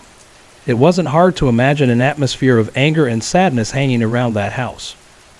We poured a lot of work into the place, and in the end, it looked fantastic. At that time, my younger son was still living at home, though he never noticed anything strange. But my daughter, who was in college and only home for the occasional weekend, always felt uneasy in her room. It was the same room that had belonged to the teenage girl before us. Sometimes, she felt as if someone had sat or even lain down beside her on the bed. There was nothing particularly threatening about it, just a heavy, lonely presence. I usually brushed it off, telling her it was probably a half-dream or just her imagination, but she remained convinced. I suppose imagination can be a powerful thing, especially if something seems to recur. I might have continued dismissing it if it hadn't been for what happened when my cousin came to visit while my daughter was away at school. I put her up in my daughter's room without mentioning my daughter's experiences, as they hadn't seemed significant enough to bring up. But the next morning, my cousin looked pale and admitted she'd been terrified in the night. She described the same sensation of someone sitting down on the bed beside her and then curling up close, even feeling a soft breath on the back of her neck. She said it wasn't threatening, just lonely, like it was looking for comfort. Still, she was too shaken to sleep there alone again and insisted on having our dog in the room with her after that. The dog didn't mind, thrilled to be on a bed instead of in her crate, and the rest of my cousin's stay went smoothly. My daughter, when she heard about it, was relieved that her feelings were validated, though it didn't make her want to sleep there anymore. Not long after, she moved in with friends, and I don't think she ever spent another night in that room. We ended up moving about 4 or 5 months later. As for my own experiences in that house, there was just one that left me puzzled. One morning, while I was home alone, the phone in the bedroom rang. I crossed the room to answer it, but as I got within about 3 feet of it, the receiver suddenly lifted about an inch, jiggled a bit, and then dropped back down, cutting off the call. A moment later, it rang again, and when I answered, it was my husband, asking why I'd cut him off. He still thinks I fumbled the phone, but I hadn't even been close enough to touch it. I was a good arm's length from the phone, the bed, the nightstand, anything that might have bumped it.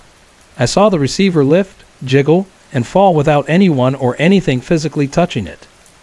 To this day, I have no explanation for what I saw. I'm a 20-year-old with a long-standing curiosity about the paranormal. Though I've always respected the supernatural, I wouldn't call myself gifted in sensing it. I believe in God, and I've even experienced being slain in the spirit while serving as an altar server in a Catholic church. I've always been careful to approach the paranormal with caution, never tried an Ouija board, though I do own a pendulum I occasionally used in high school, always after saying a prayer for protection. I often have lucid dreams, and sometimes events from my dreams unfold in real life, whether days or months later. I've lived in the same house my entire life here in Connecticut. The house itself is only about 60 or 70 years old, and with an electrical plant right behind my yard. I've sometimes wondered if that could be feeding some of the strange experiences I've had since I was young. One of my earliest memories involves seeing shadowy figures in my parents' bedroom. As a child, whenever I felt uneasy, I would go to their room in the middle of the night and crawl into bed with them. I'd peek over the foot of the bed and watch shadowy silhouettes of animals, porcupines and others, slowly move along the floor, heading from one corner of the room toward the closet. Strangely, I wasn't afraid of these shadows back then. They intrigued me more than anything. I would sometimes even stand in their way to see if they'd react. When I was in middle school, a bout of insomnia hit me, and I started feeling an intense discomfort in my room and closet, as though I were being watched. The shadows reappeared in my parents' room when I would occasionally sleep on their floor, but this time they felt different, more unsettling. In my own room, I'd sometimes see a figure standing outside in the yard, staring at me with illuminated eyes, and the sensation of being watched became overwhelming. It began affecting my sleep so much that I'd sometimes skip school just to catch up on rest. In high school, my experiences became more sporadic but intense. I'd hear unexplained noises, bangs, whispers, and see moving shadows. Once, when I was home alone, a loud bang came from my brother's room, which was separated from mine by a curtain and some furniture. Startled, I went to check for any damage, but instead felt an intense cold and the sense that something very angry was watching me. As I turned to leave, I felt an invisible force pushing me out of the room. I tried to resist, putting my weight on my heels, but it was no use. I was practically shoved out of the room. Eventually, my parents decided my brother and I needed separate rooms, and I was moved into their old bedroom. After we painted it, the closet door was removed because it wouldn't stay in its frame, leaving the closet wide open. That was when I started seeing shadow figures lingering in the frame of the closet, figures that looked eerily similar to the ones I'd seen outside. The shadow animals reappeared too, crawling around in the daylight. The feelings of being watched returned, more intense than ever. This was around the time I got a pendulum, a quartz one I handled cautiously, always after praying for protection. I wanted to know more about the shadows I'd seen my whole life, especially the one figure I'd come to think of as a man. Using the pendulum, I believe he told me his name was Tyler. I wasn't entirely sure about the pendulum's reliability, but I did get the sense he was observing me, perhaps waiting for something. Although he gave me an eerie feeling, I didn't think he had harmful intentions. Eventually, I started losing sleep again, and my parents gave me a makeshift door to cover the closet at night. While the eerie feeling never fully left, it was easier to sleep with the closet hidden from view. When I went to college in Pennsylvania, I thought I'd left these experiences behind. My school had its own ghost stories, but the shadowy figure continued to appear, now standing in the doorway of my dorm room. Even when I changed dorms or stayed over at my boyfriend's place, the figure would be there, watching from the doorway. I assumed it was the same figure from home, though I couldn't be sure. Despite his unsettling presence, he didn't scare me as much as he once had. Returning home for vacations, I found that the shadow in my closet and the shadowy animals around my room hadn't left. Though he still unsettles me, I've come to accept his presence. I wonder what he's doing here, whether he's behind the strange phenomena I sometimes experience, and how he's connected to the animals I still see crawling around the room. It's as if he's always been there, waiting, though for what, I still don't know. My experience happened the night after I reconnected with my younger sister, Amy. At the time, she was 12, and I was 16. We'd never been very close for various reasons, and from ages 6 to 14, I treated her poorly. Insults, pushes, and the occasional hit. Though Amy was always forgiving, we hadn't shared a real conversation in years. That night, we were out to dinner with our grandparents and our youngest sister, who was 10. Amy and I sat together at a two-person table, separate from the others. As we talked, the conversation turned to her beliefs and experiences with the paranormal. Surprisingly, we connected when she described seeing something in our home that mirrored an experience I'd had in a different place and time. She brought it up without knowing I'd experienced something similar. Through our conversation, I realized she was more sensitive to these things than I was, or even wanted to be. To keep talking, we went for a walk around the block as night fell.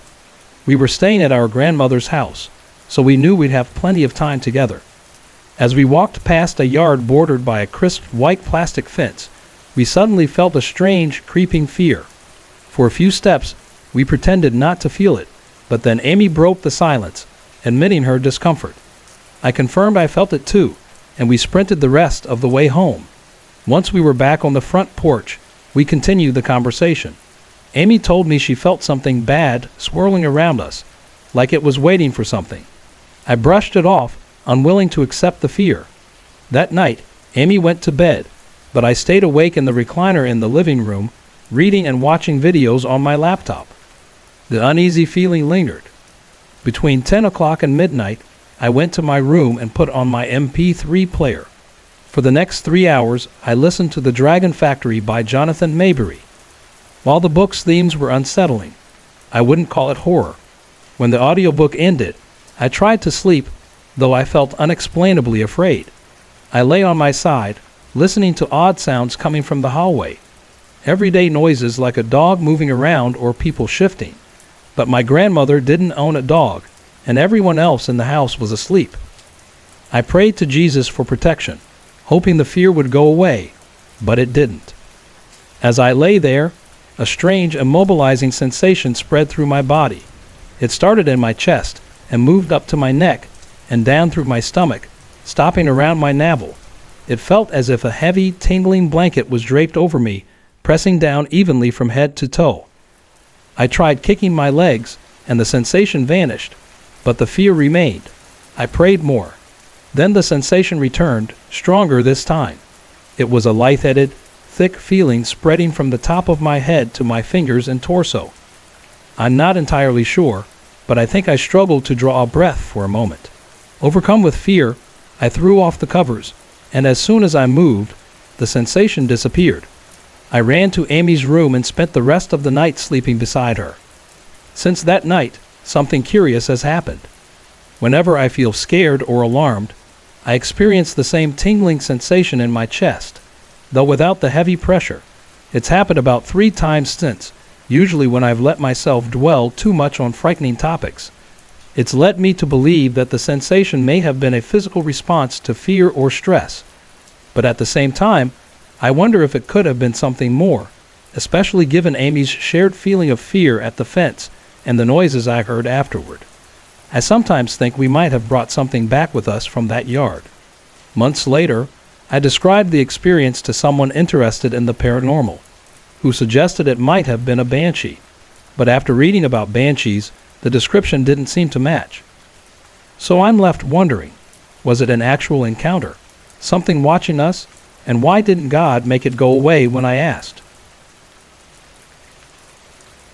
This story might sound utterly ridiculous, but it's completely true, and honestly, I'm really scared. I'm 16 and live in a relatively new house, about 40 years old, which is young for my town, where most houses are over 100 years old. But there's something deeply wrong with this house. It just feels unsettled. Whenever I enter, there's this acrid smell, like rotting flesh. My parents only mention it when I walk into the house, as if the smell appears with me. This only started within the past year, so at first, I thought maybe my cats had brought something in. But they're indoor cats, and it's strange that the smell only appears when I'm home. The entire house seems to turn darker and heavier when I'm there. Lately, I've been losing sleep, getting about 4 hours a night on average. There's a mirror in my room that a medium once told me acts as a portal. I've always felt uneasy about that part of my room, but I can't remove the mirror since it's built into the wall. I wish I could, especially since I've started waking up with scratches. One night, I made sure to eliminate anything that could cause them and even said a protection prayer to Gaia before bed. Still, I woke up with 3 deep scratches across my back and had nightmares all night long. Here's where it gets strange. I've been sensitive to spirits my whole life. One day, I went to my therapist in a quiet, reflective mood, and she wanted to use a machine designed to put you into a trance to explore your subconscious. At first, all I saw was a twisted, scary-looking tree with a lonely little kid on a swing beneath it. But then, a memory surfaced from when I was about 2 years old. I thought it couldn't be real, but when I described the details of my old bedroom to my mom, she was almost in tears. In this memory, I'd woken up one night and looked into a mirror attached to a bureau. Standing behind me was a skeleton-like entity, surrounded by a thick, black mist. I started screaming, and my mom rushed into the room, scooping me up to comfort me. The skeleton disappeared and never appeared in that house again. I thought I could move past it since that happened in a house we moved out of 14 years ago. But when I got home from therapy, my older brother was really upset. He's 5 years older than me, so he lived in that old house longer. I hadn't mentioned anything about the therapy session, but he seemed really agitated. When I asked him what was wrong, he looked me dead in the eye and said, "It was around Christmas Eve or something, back in the old house. You were about 2, right before we moved. I was sharing a bed with Titi, our great aunt, and it was the middle of the night. I woke up because I had this nightmare about something hurting you. Then I saw a skeleton peering into the room. I screamed, Titi woke up, and it disappeared. But when I tried going back to sleep, I woke up again to this rancid smell. The skeleton was only 3 feet away from me. I was never so terrified in my life." My dad had his first strange experience about a year after we moved in. He was cleaning the garage, which has a side door, when he noticed 2 women walking past it. He thought it was my mom and our neighbor, so he went outside to talk to them. But when he got out there, no one was around. He even walked all the way around the house and still didn't find anyone. Another time, while watching TV with my oldest sister, the garage door handle suddenly began shaking uncontrollably. The garage is attached to the house, so my dad went to check, thinking someone might be there. He found no one, and it wasn't a windy day that might have explained it. My mom had her own eerie encounter in the barn while cleaning the horse stalls. She felt like someone was watching her, so she looked up and saw a black shadow walk past the door. When she went to check, no one was there. About an hour later, she received a call saying her uncle had passed away, and she believes the shadow was him saying goodbye. My oldest sister experienced a lot. She would often see figures walk past her door at night. One night, she turned off the light downstairs before bed, but when she came out of the bathroom, it was back on, though everyone was asleep. Another night, she heard me having a full conversation with someone, but when she checked my room, I was sound asleep. Once she was in the hallway talking to my sister's now ex-boyfriend, and his cross pendant fell off the chain without breaking. They were both puzzled, as there was no visible damage. She also had an experience in the barn while cleaning stalls with another sister. They heard one of the heavy stall doors open and shut, something far too heavy for the wind to move. My second oldest sister had a strange encounter while using the computer.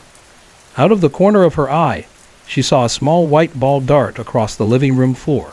She went to see what it was, but nothing was there.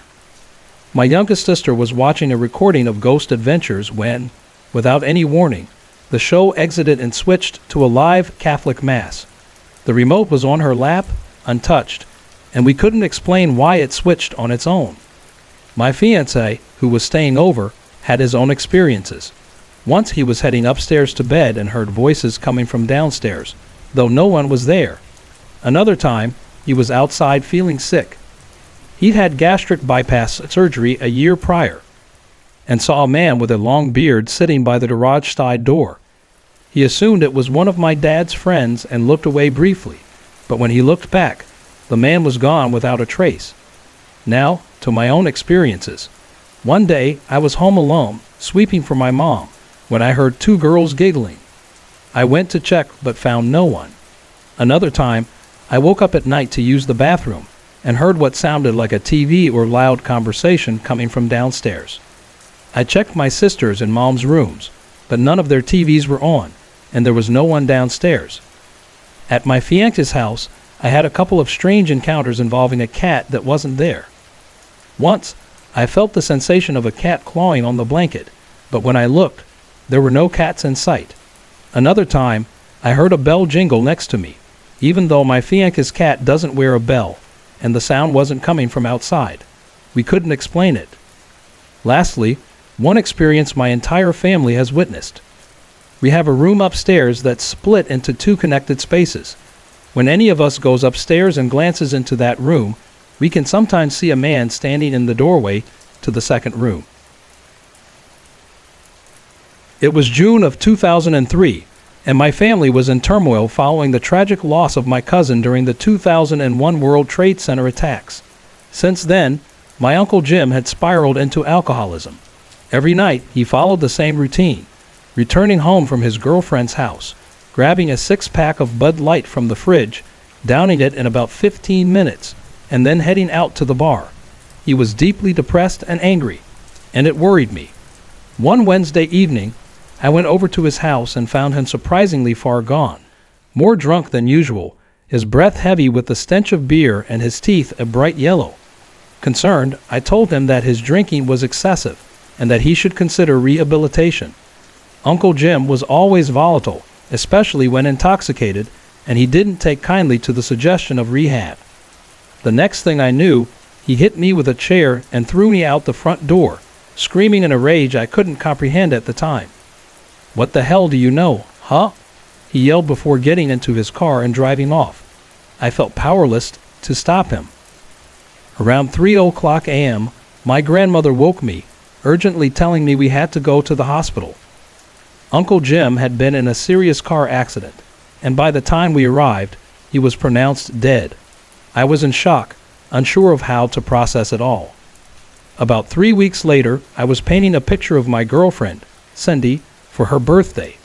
She was the most beautiful and sweet girl I had ever met, and I wanted the painting to be special. After a break for lunch at Subway, I returned to find my entire canvas set up knocked over, ripped into 3 pieces. I was a skeptic at heart and thought maybe the wind had done it, but all the windows were closed and locked. Confused, I cleaned up the mess and went back to work. Later that night, around 10:00 p.m., I came home to find Cindy waiting for me. She seemed anxious, complaining about hearing footsteps and strange noises coming from upstairs. I grabbed my 20-gauge shotgun and a flashlight, heading upstairs to investigate. All I found was an empty chair, but the feeling in the air was unsettling. I shut and locked the attic door, climbed back into bed with Cindy, hoping to get some sleep. Just about 3 hours later, I was jolted awake by a screech followed by heavy stomping on the stairs. I bolted upright to see a shadowy figure standing in the doorway of my bedroom. It charged at me with alarming speed. A chilling cold washed over me, feeling as if ice had been poured onto my skin. Moments later, I felt a burning sensation on my chest. I quickly flicked on the lights, and just like that, it was over. As the light illuminated the room, I lifted my shirt to find scratch marks traced in the shape of the name Jim across my chest. It dawned on me that my Uncle Jim had returned, perhaps to torment me for suggesting rehab. In the years since that night, these experiences haven't stopped. I've grown used to his presence, and strangely, I don't mind it anymore. I've become a firm believer in the paranormal, and often seek out others who have had similar encounters. Jim never attacked me or Cindy again, but he does have a habit of ripping my paintings, and sometimes I'll hear him making snacks late at night. There are even times when he seems to just disappear. Where he goes during those moments, I can only wonder. Where are you watching from? Do you think ghosts are real? What's one place you'd never go alone at night? Drop your answers in the comments. And don't forget to like and subscribe for more spooky stories. I'm a 15-year-old girl living in a very old house with my parents, brothers, and grandmother. My grandpa used to live with us too, but he passed away about 2 years ago. It's important to mention that my grandma has her own apartment attached to our house, connected through a door in the living room. My first notable paranormal experience happened when I was much younger, and it has stuck with me since. I don't remember the details, but I've been told that when I was about 2 years old, I would often talk to my great-grandma, who had suffered a stroke. Though she was alive, she was not mentally present. According to my mom, I would babble away in my room as if having a real conversation, always referring to her as Grandma. One specific instance my mom recalls is when I told her we had to come up here because Grandma is afraid of the dog. This struck my mom as odd, as my dad's grandmother had always been terrified of dogs, a fact he'd never mentioned to anyone. Fast forward to more recent years. I've lived in this old house my entire life. It's only about 60 or 70 years old, but the atmosphere can feel unsettling. I've always sensed a presence, especially in my room, where I often felt watched. This was particularly evident when I moved into a room with a mirror that some say acts like a portal. During my middle school years, I dealt with a severe bout of insomnia.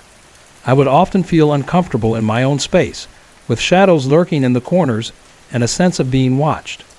There were times I saw shadowy figures outside my window and felt a strange pressure around me, but I brushed it off as part of my imagination, until I experienced something more direct.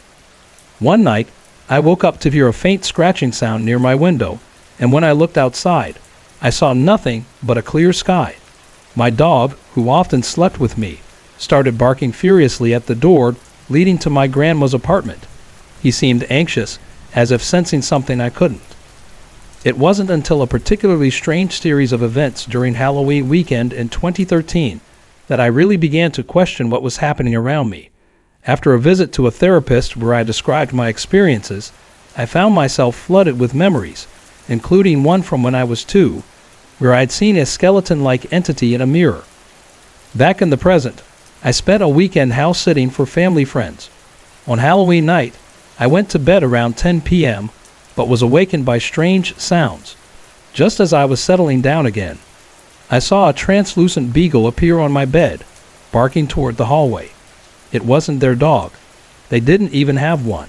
Startled, I shouted, "Who's there?" The beagle vanished, and suddenly I felt the familiar immobilizing weight on my chest, as if something was pinning me down. Then, the most terrifying thing happened. A face resembling a jack-o'-lantern with jagged teeth appeared right in front of me, roaring in anger. I screamed, and it disappeared. I spent the rest of the night shaken, but I couldn't bring myself to leave the house. A few days later, I encountered another odd sensation, a hand gently sliding up my thigh and playing with my hair.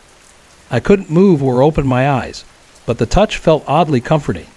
When it vanished, I was left with a mixture of confusion and fear. In the days following, I began to research what I had experienced. I learned about incubuses, male demons said to visit people in their sleep, often with sinister intentions. The first time I had felt the presence of the ghost, I thought it was simply benign, but as I delved deeper into the paranormal, I couldn't shake the feeling that something dark might be lurking nearby. One night, while reading about incubuses online, I exclaimed in shock, "A sex demon." Just then, my computer shut off and I felt a hand on the back of my neck, a strangely calming touch. But as I recalled the ominous message I had received earlier, I asked, "Are you the evil one?"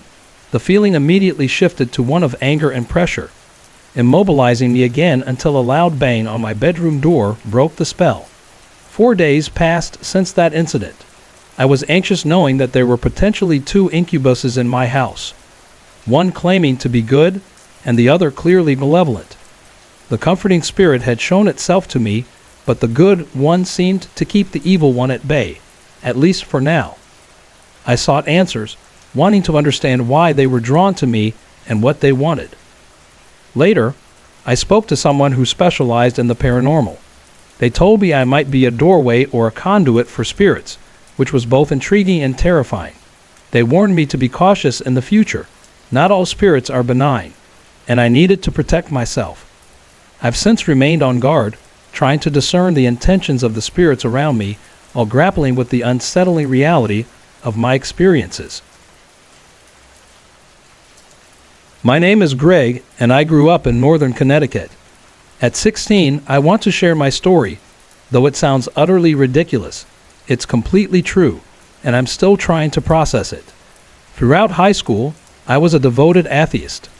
My circle of friends included Aaron, who was deeply into the occult, horror movies, and witchcraft. My close friend Jennifer, who is now my wife, Edward, another atheist, and Peter, who was from Germany and a devout Catholic. We often spent our nights out until 3 a.m. one evening. We decided to play capture the flag at night, which seemed like a great idea at the time. We were wrong. We split into teams, Aaron and I against Peter, Edward, and Jennifer. Our hometown had plenty of wide open spaces and woods, so I was familiar with the area. After about 45 minutes of gameplay, Aaron leaned over and asked, "Greg, where does that trail go?" He pointed to a trail that led to a dilapidated house we called the Garbage Hut, made up of sheet metal and cans. "That trail? It goes down to the Garbage Hut," I replied. "It's the longest trail in town." I felt uneasy about it, sensing something off, but after some convincing from Aaron, I reluctantly followed him down the path. As we approached the Garbage Hut, a chill ran down my spine. I zipped up my hoodie and stood, staring at the wreck of the house. I told Aaron that the man who lived there was in jail for tax evasion, but I felt uneasy as he opened the door. "What the hell are you doing?" I shouted, running in after him. The moment I stepped inside, nausea washed over me. The air was thick with the stench of rotting meat and excrement. We explored the kitchen and living room, but when we heard a deep growl, we decided it was time to leave. Aaron pocketed a beautifully detailed pocket watch he found, and as we sprinted down the trail, I could have sworn I heard a large dog galloping behind us. Once we reached safety, we separated and called it a night. I stayed up watching TV, trying to distract myself from the unsettling experience. The next day, Aaron invited us over to his house for the night. I was hesitant, feeling morally conflicted about the pocket watch he'd taken, but I went. From the moment I arrived, the atmosphere felt icy, which was comforting to know others felt it too. Aaron began showing off the pocket watch, and the more he waved it around, the more uncomfortable we became. Edward complained of a stomach ache and ended up violently vomiting most of the night. Leaving around 11 p.m., Peter had church in the morning, so he left shortly after. Jennifer and I remained. Around 1 a.m., we heard a tapping at the window. Aaron went to check, thinking it was his brother returning from the bar, but found nothing. Tired, Jennifer decided to drive home. Before she left, she asked if I wanted a ride. I don't know why, but I said, "No, I think I should stay." She looked uneasy but left anyway. At 3:30 a.m., Aaron was completely out of it. I turned to him and asked, "Dude, you tired?" He opened his eyes and replied in a firm voice, "No." All my questions were met with short answers or a blank stare. He got up slowly and opened the door to the basement, and I followed him down.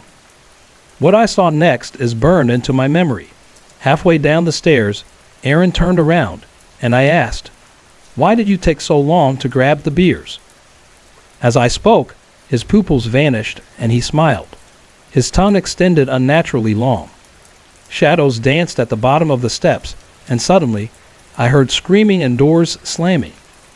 I broke out in a sweat and ran out of the house, sprinting until I could hardly breathe. I reached my home and woke my dad, telling him everything. He nodded and said, "Greg, you need to go back to church. You need to find God again." After that night, I never missed a Sunday and started praying almost daily. A few days later, Edward and Peter mentioned they returned to Aaron's house to retrieve Edward's backpack. They found the place completely empty, with no sign of anyone being home. I only saw Aaron a few times after that, but 2 weeks later, his family vanished entirely. I haven't seen him since junior year. I often wonder what happened to him, and if he's still alive. Did I really experience all this? Is it possible that he and his family are still out there? I'm Wiccan and practice working with energy and crystals. About 6 months ago, I bought a crystal at a witch shop, intending to use it to enhance my practice. Initially, I struggled to move it with my energy, so I set it aside. However, I soon became obsessed with contacting my spirit guides, feeling a strong urge to connect with them for reasons I couldn't quite explain. One day, I took out my crystal again, and to my surprise, it began to spin immediately. I thought it was my energy causing the movement. When I mentally instructed it to stop or change direction, it would respond. Excited, I showed my brother and mom, who were impressed and thought I was becoming a powerful witch. It didn't occur to me that my obsession and the crystal's movement were connected until last night. I was watching the crystal spin and commanding it when I suddenly realized, I am only 14. There's no way I could be powerful enough to move it with my mind. So I decided to ask it directly. If my spirit guide is the one moving this crystal, then stop. It stopped and moved the other way. It did. I was amazed and started to ask it more questions. I instructed it to move clockwise for yes and counterclockwise for no. Curiosity drove me to ask if it was here to help me, and the answer was no. I then asked if it was here to protect or guide me, and again, the answer was no. Confused, I wondered why it was even present. While it couldn't answer that question, it left me with a growing sense of intrigue. As a side note, I was asking everything in my head by this point. I went upstairs to my room, wanting to explore this connection further. I asked if it would communicate with me through my Ouija board, but it said no. Then, I asked what its name started with. And no, B, no, C, no, D, yes. Its name began with a D. I thought it might be easier to figure out if it was male or female first, and it confirmed it was male. After a lot of patience, which I found surprising, I pieced together its name. The letters it provided were Dactylupramwigs. I thought, there's no way I can pronounce that. So I took the first letter, the sixth letter, and the last letter to form Dex. Now I had a name. I continued asking yes or no questions. I asked if Dex was here to warn me, and he said yes. Then I inquired if he was there to warn me about my future, and he said no. When I asked about my past, he said yes. This puzzled me. The past is done, so how could he warn me about it? I asked if he wanted to guide me to change something from my past, and he affirmed that he did. I began to wonder if spirits perceive time differently.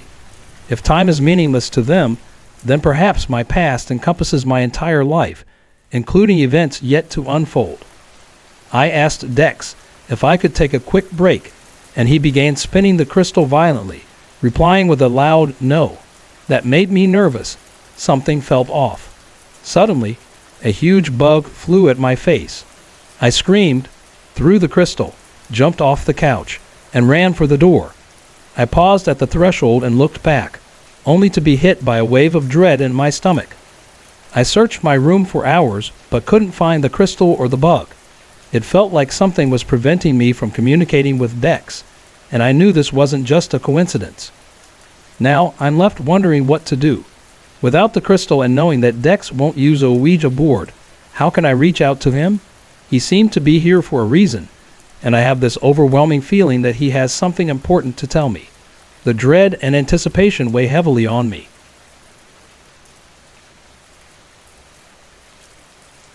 I've experienced paranormal phenomena for as long as I can remember, and now, at 22, I'm convinced it isn't just places that are haunted, it's me. When I visit reportedly haunted locations, my experiences intensify as though the energy recognizes me. I've had many encounters, but here's one of the earliest and most profound stories. One of my earliest experiences happened before I was even born. I'm the oldest of 3 children, and my mom, the youngest of 4, had moved with my dad into her sister's house, which they rented while my aunt worked abroad. The house was known to be haunted, often by the spirit of an old lady who was sensed rather than seen. Upstairs in a rarely used spare room, there was an old-fashioned cot that was too much trouble to move, so my mom left it there while cleaning the room. That's when the disturbances began. My mom would wake up at night to hear babies crying from the spare room, though my dad never heard it. She'd go upstairs only for the cries to stop the moment she entered the room. Soon, she even started hearing faint crying during the day from downstairs, though again, the moment she focused on the sound, it would stop. The whole experience unsettled her, as she was the only one who could hear it. One day, my granddad, who was a painter and decorator, came over to do some work and stayed alone in the house while my parents were out. As he worked in the hallway, he heard the back door open and assumed my mom had returned. He then heard footsteps moving through the kitchen and saw a figure pass by the doorway leading from the hall. He called out twice, but received no reply. When he went into the kitchen, it was empty.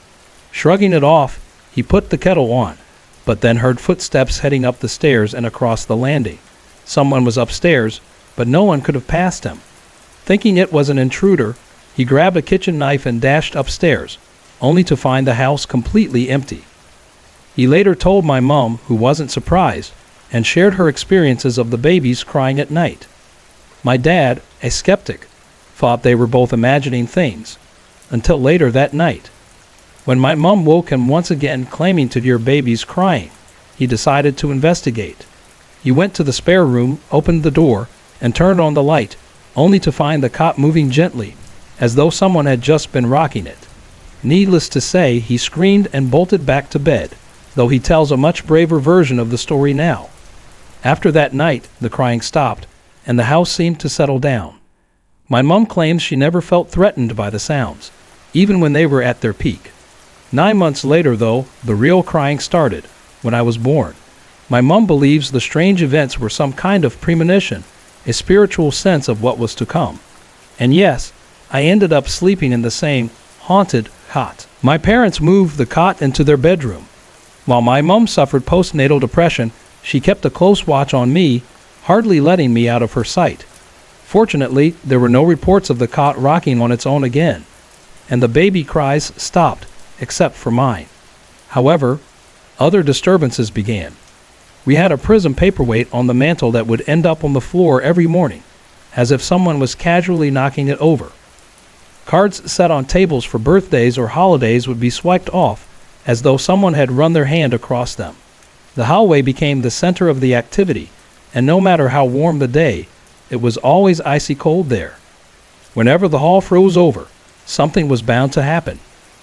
By the time I was 4, I experienced my first clear encounter. I slept in the box bedroom at the end of the hall, a dark, tiny room that had once been my dad's office. One night, I awoke to see my door slightly ajar and a figure standing by my bed, a dark silhouette. I screamed at it to leave, and it backed away toward the door, disappearing. I remember it vividly and have dismissed theories that I was just dreaming. Another night, I woke up and saw what I believe was the same presence. This time, it was clearer. A transparent figure of an old woman stood at the foot of my bed, motionless, expressionless. After a moment, she simply faded away. I felt calm at the time, but thinking back on it now, it scares me. Over the years, I saw her again and again, in my room, in the hall, even in the living room, where everyone could feel her pass through like a chill in the air. We grew accustomed to her presence, though occasionally she'd spook us by playing up. The radio volume would suddenly turn up on its own, or we'd come home to find the television on. My younger brother saw her the most, especially in the box bedroom. After we moved out 7 years ago, my aunt moved back in, and she too has seen the figure countless times. Despite the activity, she's never felt malicious, only a quiet, lingering presence. Looking back, I realize that some of us may be more connected to these energies than others. And for me, that connection has been a constant presence, one that I've come to accept, whether I'm in a haunted house or not. Hey everyone, I put a lot of effort and heart into creating these videos just for you. If you're enjoying the content, I'd love to hear from you. Drop a quick comment below and let me know where you're watching from and what time it is for you right now. Your support means the world to me, and it keeps me motivated to bring more awesome videos your way. After my parents' divorce last year, I moved out with my mom while my dad stayed in the house we called home for 9 years. This house was a barn conversion. When we first bought it, it was nothing more than ruins and old animal troughs. With the help of some friends, my dad worked hard to make it livable. The property was made up of 3 barns arranged in an L shape, with 2 bungalows side by side and a 3rd barn positioned at a right angle to them. While cleaning and renovating, we lived in a small caravan and then moved into the farthest barn once it was complete. That first barn had a comforting atmosphere, a feeling I'd describe as clean and peaceful. Later, we discovered it was built on a lode line of rose quartz, a stone associated with positive energy and healing. But our ultimate goal was to live in the main 2-story farmhouse. I still remember moving into the big house. The atmosphere was entirely different. The air felt heavy and stifling, almost oppressive. On our very first night there, my parents put me in a different room. Around 3 a.m., I heard screams echoing through the house. I was too terrified to move, listening as raised voices filled the air. Eventually, the sounds faded, and I fell into an uneasy sleep. Those eerie experiences repeated throughout my early childhood. My mom became visibly unhappy and insisted on switching bedrooms. We used her old room only for storage afterward, and although I would occasionally hear strange sounds coming from it, my dad dismissed it as just the house settling. He was a complete skeptic when it came to anything supernatural. My mom, on the other hand, avoided that room entirely, though she never explained why. As a child, I rarely went in there, except to use the computer we'd set up. The room made me uneasy, but my curiosity for games and chat rooms often overpowered that fear. Eventually, I reached the age where I wanted my own space, and I was given my mom's old storeroom. This has been my room ever since whenever I stay with my dad, but the unease never went away. I still don't like sleeping with the lights off, and sometimes even with the lights on, I wake up to strange sights. In one particular corner of the room, I've seen eyes watching me from the shadows, and on a few occasions, a figure of a man standing in that same spot. His presence is far from comforting. Despite keeping the windows open, the room always feels heavy and still. It wasn't until recently, though, that I learned the full story of my room. I was chatting with my mom about paranormal experiences, and she finally opened up about hers.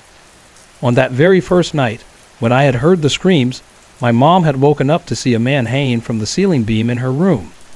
Terrified, she shook my dad awake, but he brushed her off, saying she was imagining things.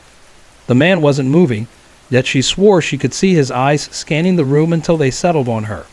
She squeezed her eyes shut, unable to sleep the rest of the night. Over the next few nights, she saw him again, especially in that same corner of the room, his eyes watching her. She kept these experiences to herself, but eventually, she started asking locals about the house's history. She learned that a farmer had once owned the property.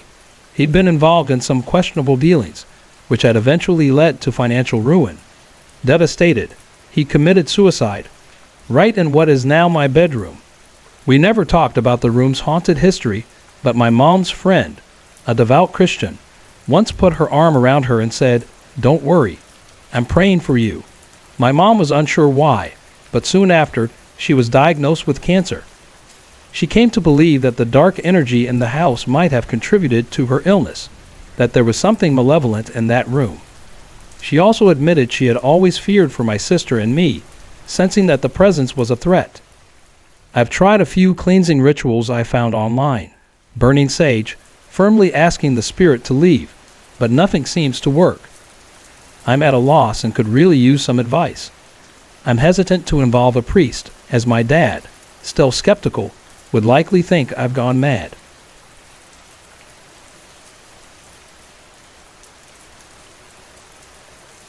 In the mid-1990s, My mother bought an old Victorian railway station house in southern England. The station itself was still in use, though trains rarely stopped due to its secluded location. The house was quintessentially Victorian, complete with a creepy tower that looked like it belonged in a horror movie. I stayed there most weekends, but from the beginning, I felt uneasy. Sleeping in my room was hard, as there was no TV for comfort. The only television was in the living room, so each night after everyone went to bed, I would sneak downstairs with my dovet to watch TV. The living room had 3 large bay windows that opened directly onto the station platform. While this sounds unnerving, few people actually used the station, and my mother had put up thick, dark curtains. Still, she worried about security and insisted we always lock the heavy door separating the living room from the rest of the house. The first night I went down to watch TV, I was already nervous about being alone. After grabbing a drink from the kitchen, I quickly turned on the TV and a couple of lamps, which helped me relax. At some point, I fell asleep but was startled awake by a loud thud. The room was pitch dark, the lamps and TV were off, and an inexplicable fear rooted me in place. I eventually mustered the courage to turn on a lamp. Everything seemed fine, except the TV had been turned off at the mains, and the door, which I'd left open, was now closed. When I tried the handle, I realized the door was locked. Panic quickly turned to anger as I assumed my sister or stepdad had locked me in as a prank. I considered climbing out through a window to get around to the front of the house, but just then, I noticed the key sitting on the mantelpiece. Not sure how it got there, I grabbed it, unlocked the door, and bolted upstairs to bed. The next day, I tried to brush off the incident, but the uneasy feeling lingered. That night, I decided to go to bed at the same time as everyone else, but my sister and I couldn't sleep. We went downstairs together to watch TV. I had pocketed the key and opened the door fully, dragging an old, heavy sewing machine in front of it. My sister looked at me confused, so I told her what had happened the night before. Her face paled, and she revealed that she'd been woken up the previous night by someone viciously pulling her hair to the point some had been yanked out.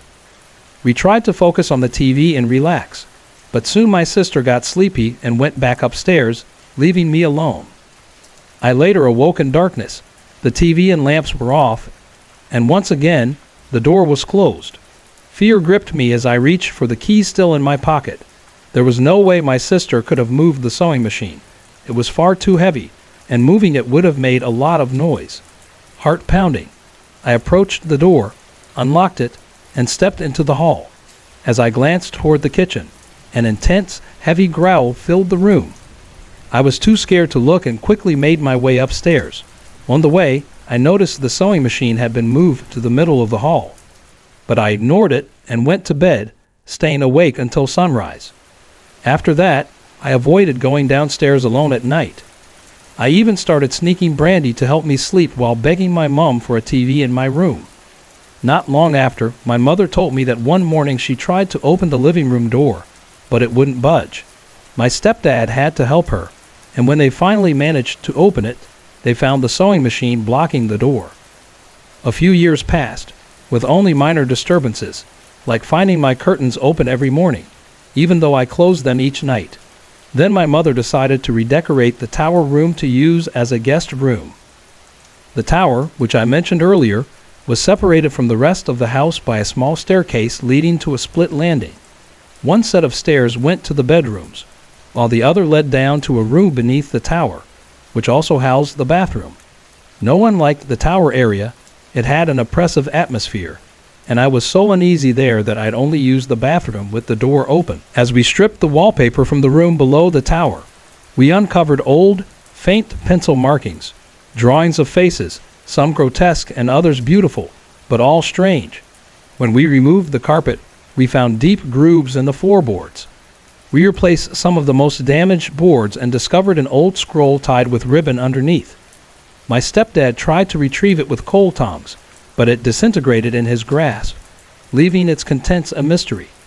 The tower itself was accessible only by a narrow staircase leading to a trapdoor. The space was completely impractical, so it remained unused. After redecorating, we started hearing strange dragging noises from the tower. One morning, My stepdad and I went up to investigate, only to find the floor covered in dead flies. It was as though a whole swarm had somehow entered and died there. He was disturbed and confided that the previous owners had told him they'd had a priest attempt an exorcism, but it hadn't worked. A few weeks later, my mother bought my sister a kitten.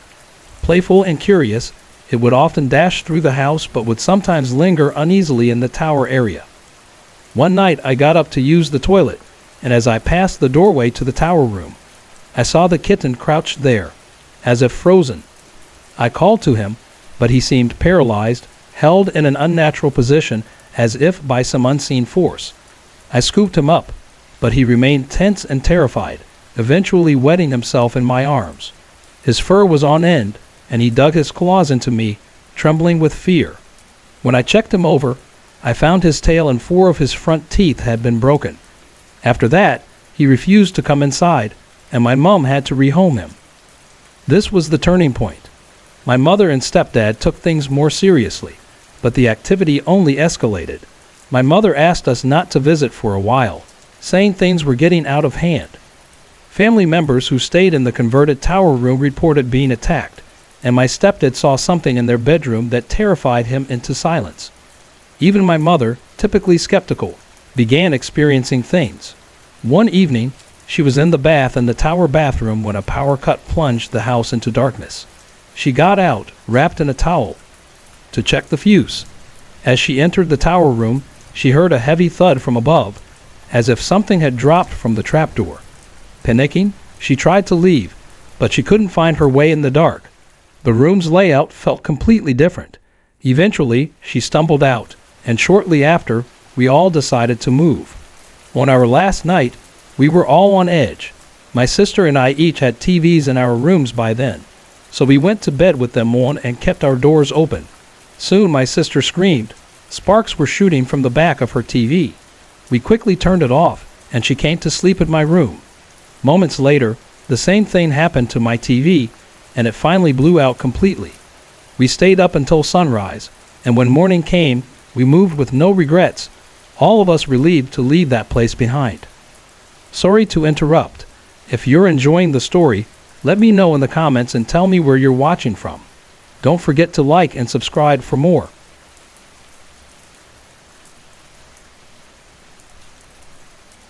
My house is pretty old, around 80 years, according to my mom.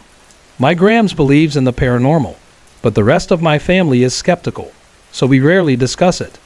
The first strange thing I remember happened when I was about 6.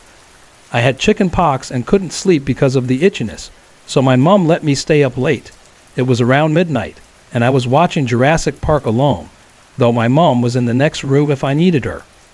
We have this big old-fashioned fireplace that we rarely use, and it wasn't lit that night.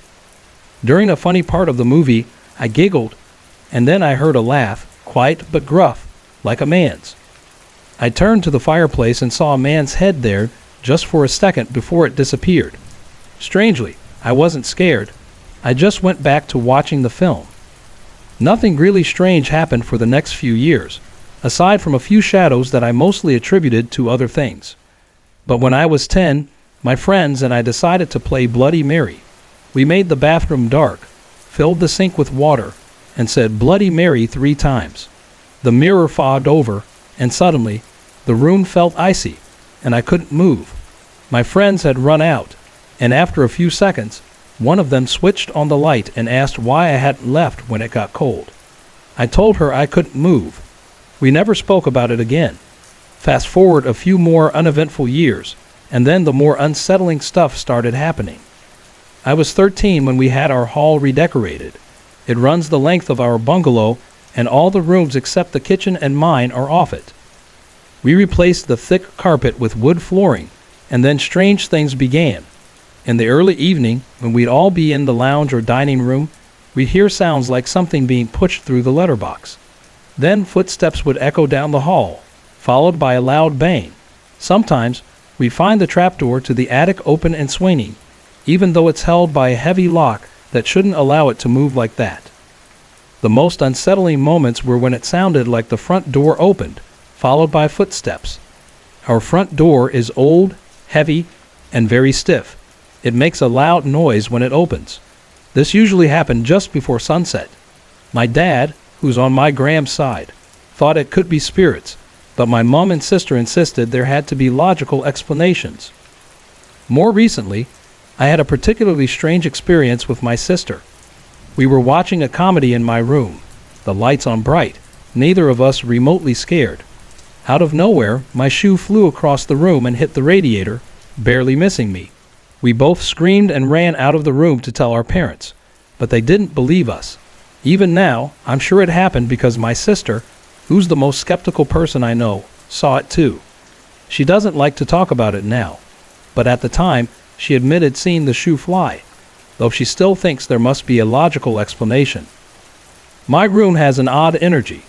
It used to be a sewing room and then a bathroom, so it's pretty small, but a lot of unsettling things happen there. My bed is high, and I often feel as if something is climbing up it. I also hear random banging sounds on the floor. The house is noisy at night, so I usually play an audiobook to drown out the sounds, but sometimes it pauses and starts playing again on its own, which I try to explain away, but it's getting harder to ignore. When I'm not listening to anything, I sometimes hear a soft whistling, like someone waiting nearby. House history. Before us, an elderly lady lived here. She was a librarian who knew my mom, who's lived on this street her entire life. The lady moved in with relatives about 25 years ago, so we assume she's no longer alive since she was already quite old when she left. When we've peeled wallpaper off the walls to repaper, we found writing underneath, scrawled by children. It could be from her kids or grandkids, or maybe even from an owner before her. We're not really sure. I'm 15 and known to be a pretty mature student at school. I've never touched drugs or alcohol, and while I don't necessarily believe in ghosts, certain experiences have left me open to the idea. I've never used a Ouija board or tarot cards, although I recently tried angel cards with a friend. Strangely, they were very accurate, but nothing happened after that. Recently, I spent a week on holiday in Cornwall with my friend and her family. The house we stayed in was cozy and inviting, but it gave me chills whenever I was alone in a room, especially in the downstairs bathroom near the kitchen. I never mentioned this to my friend or her family, and from what I could tell, they didn't seem to feel anything unusual about the place. The first 4 nights were fine, but on the 5th night, I woke up in the early hours of the morning. I wasn't sure what woke me, but I had a strong sense that something was wrong. Glancing around, I noticed a figure at the foot of my bed near the bedpost. She wore a white nightdress, her black hair falling around her shoulders, though her face was blurred. I wasn't paralyzed, and I managed to let out a cry before burying myself under the quilt. I was flooded with fear, and my heart pounded so hard I could feel it in my chest. The next morning, I told my friend about it, but she laughed, thinking I was joking, and that was the end of that. Later that night, we joined a local story walk, where a guide shared the history and ghost stories of the town. That's when I learned that at the bottom of our street, there was an old plague pit where bodies were buried during the Black Plague. Some people had been buried alive, mistaken for dead while in comas. The road behind our house had also once been a coffin route leading to the cemetery. After hearing this, I couldn't sleep well for the rest of the trip, afraid I'd see the figure again, but luckily I didn't. This wasn't my first encounter with strange figures.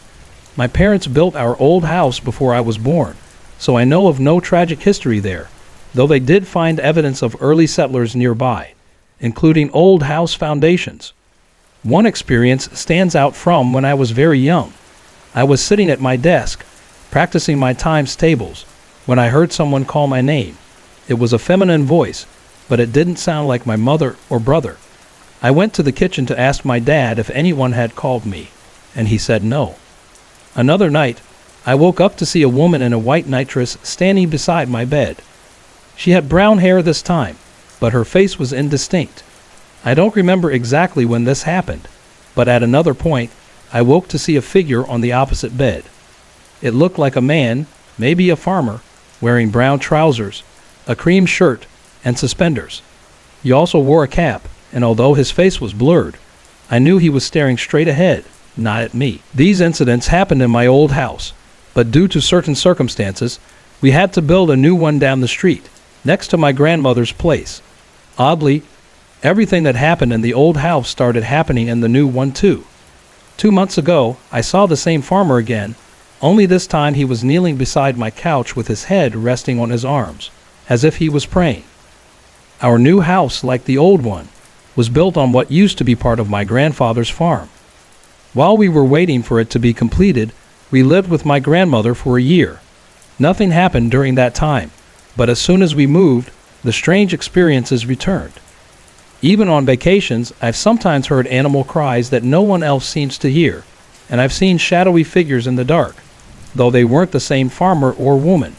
Sometimes a high-pitched noise fills my ears, making everything sound as if I'm underwater.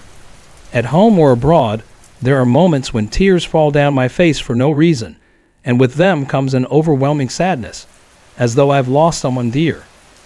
Most of these experiences happen after dark, or in the early hours of the morning. I'll catch glimpses of figures out of the corner of my eye, but when I turn, nothing's there. I've seen things move in the glass of doors or windows, but never in a mirror. In total darkness, vague white shapes begin to form a short distance away. I don't know how to make these experiences stop. They leave me shaken, and I find it hard to sleep for days afterward. Even writing this has been difficult. I'm not used to talking about it. I've only told one friend about what I saw in Cornwall, and none of my family knows about my other experiences. I don't want people to see me differently. I just want to live without the constant chills and the feeling of being watched, even in my own home. It's gotten so bad that I can't sleep in my room without the door open and someone else upstairs, and being alone in the dark. I'm terrified. Quick question. What's the scariest thing that's ever happened to you? Are you afraid of the dark? Let me know in the comments. And don't forget to like and subscribe for more horror stories. This isn't exactly a story. It's more like an account of things I've been noticing over the last few months. My question is, am I psychic? Or at least am I showing some signs of it? I've been keeping a list on my computer of these odd occurrences, and while they're probably nothing, a second opinion would be nice. My friends are very science-minded and believe strongly in God, which isn't a bad thing. It actually helps keep me grounded. They often help me see a logical side to things. But even with that, I'm still not convinced there isn't something else going on. The first incident I remember was predicting my GCSE ICT paper one result perfectly. I told my friend Jack, I have a feeling I got a D with 145 US marks, and I was right.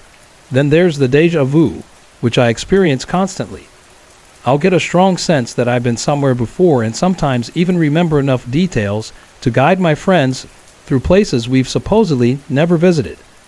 It's almost frustrating because I'll say, we've been here before, right? And my friends will say no, but then I can still find my way, even when we haven't been there. I also have dreams that come true.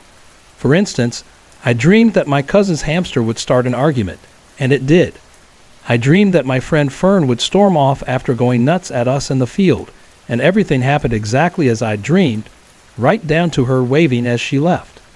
Another time, I dreamed my dad would get me a rock music-related gift, and he did, a bullet for my Valentine t-shirt. One of the most annoying parts is that I often know when something's about to happen. In maths class, some boys were throwing a ball across the room, and I just knew it was coming our way. I told my friend Ceci to duck, and seconds later, the ball flew past. I knew my flute was broken before I even opened its case, and once I knew Tesco wouldn't have Heat magazines before my mom went to check. I even knew what my parents were planning for my prom, a surprise taxi decked out by our neighbor to pick us up. I know exactly what it will look like and what time it will arrive. Even when it comes to my friends, I somehow knew Kat, Michael, and Ceci had decided to buy me Sims 3 for my birthday before they even bought it. I'm also surprisingly good at reading people. I can often sense what they're feeling and why, even if they haven't told me anything. Once, Ceci was sitting in science class, visibly upset, but she hadn't talked to me in ages. I found myself walking over and saying, "Ceci, are you okay? Don't worry about your mom. Everything will be all right." She looked stunned, especially because she hadn't told anyone what was happening, and she asked, "How did you know?" I didn't tell anyone. I had to make something up to cover. This happens a lot. It's as if I know what people are about to say or tell me, without them having to say a word. Another habit is that I tend to know the endings of books and films before I've read or watched them. Even if it's my first time, I'll just know.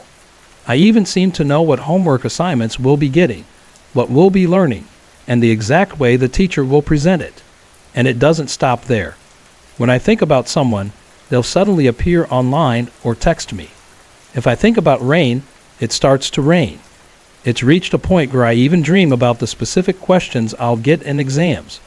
The first time it happened, I thought it was just stress, but then I opened the paper, and there was the exact question from my dream. Even though it sounds kind of amazing, it's starting to get annoying, especially when it ruins surprises. It's been several years since the incidents my sister and I experienced, and I believe there are countless similar stories out there that just haven't been told. We encountered what I truly believe to be paranormal events a total of 6 times, all within the span of a year. Even though I've always been skeptical about the supernatural, I stand by my experiences, and my sister will too, until the day we die. The first incident happened to my sister. She woke up one night to see our father standing at her dresser in the shared bedroom we had with our older brother. Thinking nothing of it, she called out to him, "Dad." At that moment, he dropped a small object, turned toward her, startled by her voice, and slipped out the door, disappearing as he passed through the doorframe. Confused, she hurried to my parents' room, waking my mother. "Where's Dad?" she asked. My mother replied that he had left for work hours earlier. Not long after, my sister woke up again, this time to see a little girl sitting at the foot of her bed, staring at her. Too frightened to move, she remained there until morning. Naturally, when she shared this with our parents, they dismissed it. After all, a little girl's story only goes so far with skeptical adults. A month later, she had another encounter. This time, she awoke to see a woman standing in the middle of our room, gazing at her curiously. Once again, she stayed in bed, too frightened to confront the apparition. Many days later, I had my own experience. I woke up to see what I thought was my father standing a few steps into our room. "Dad," I said, but without making a sound, he turned and left. I sat up, continuing to call out to him, but he never returned. I later realized that it wasn't unusual for him to work late into the night, so he might not have even been home at that hour. The next night, I woke up to find my sister sitting on my older brother's bed, which was just a few feet away from hers, staring intently at her own bed. Confused, I quietly called out to her and got out of bed to sit beside her. But when I settled down, I saw that she was sound asleep in her bed. Alarmed, I turned back to where I thought she had been, only to see the figure I had thought was her now sitting on the ground against the wall, facing me.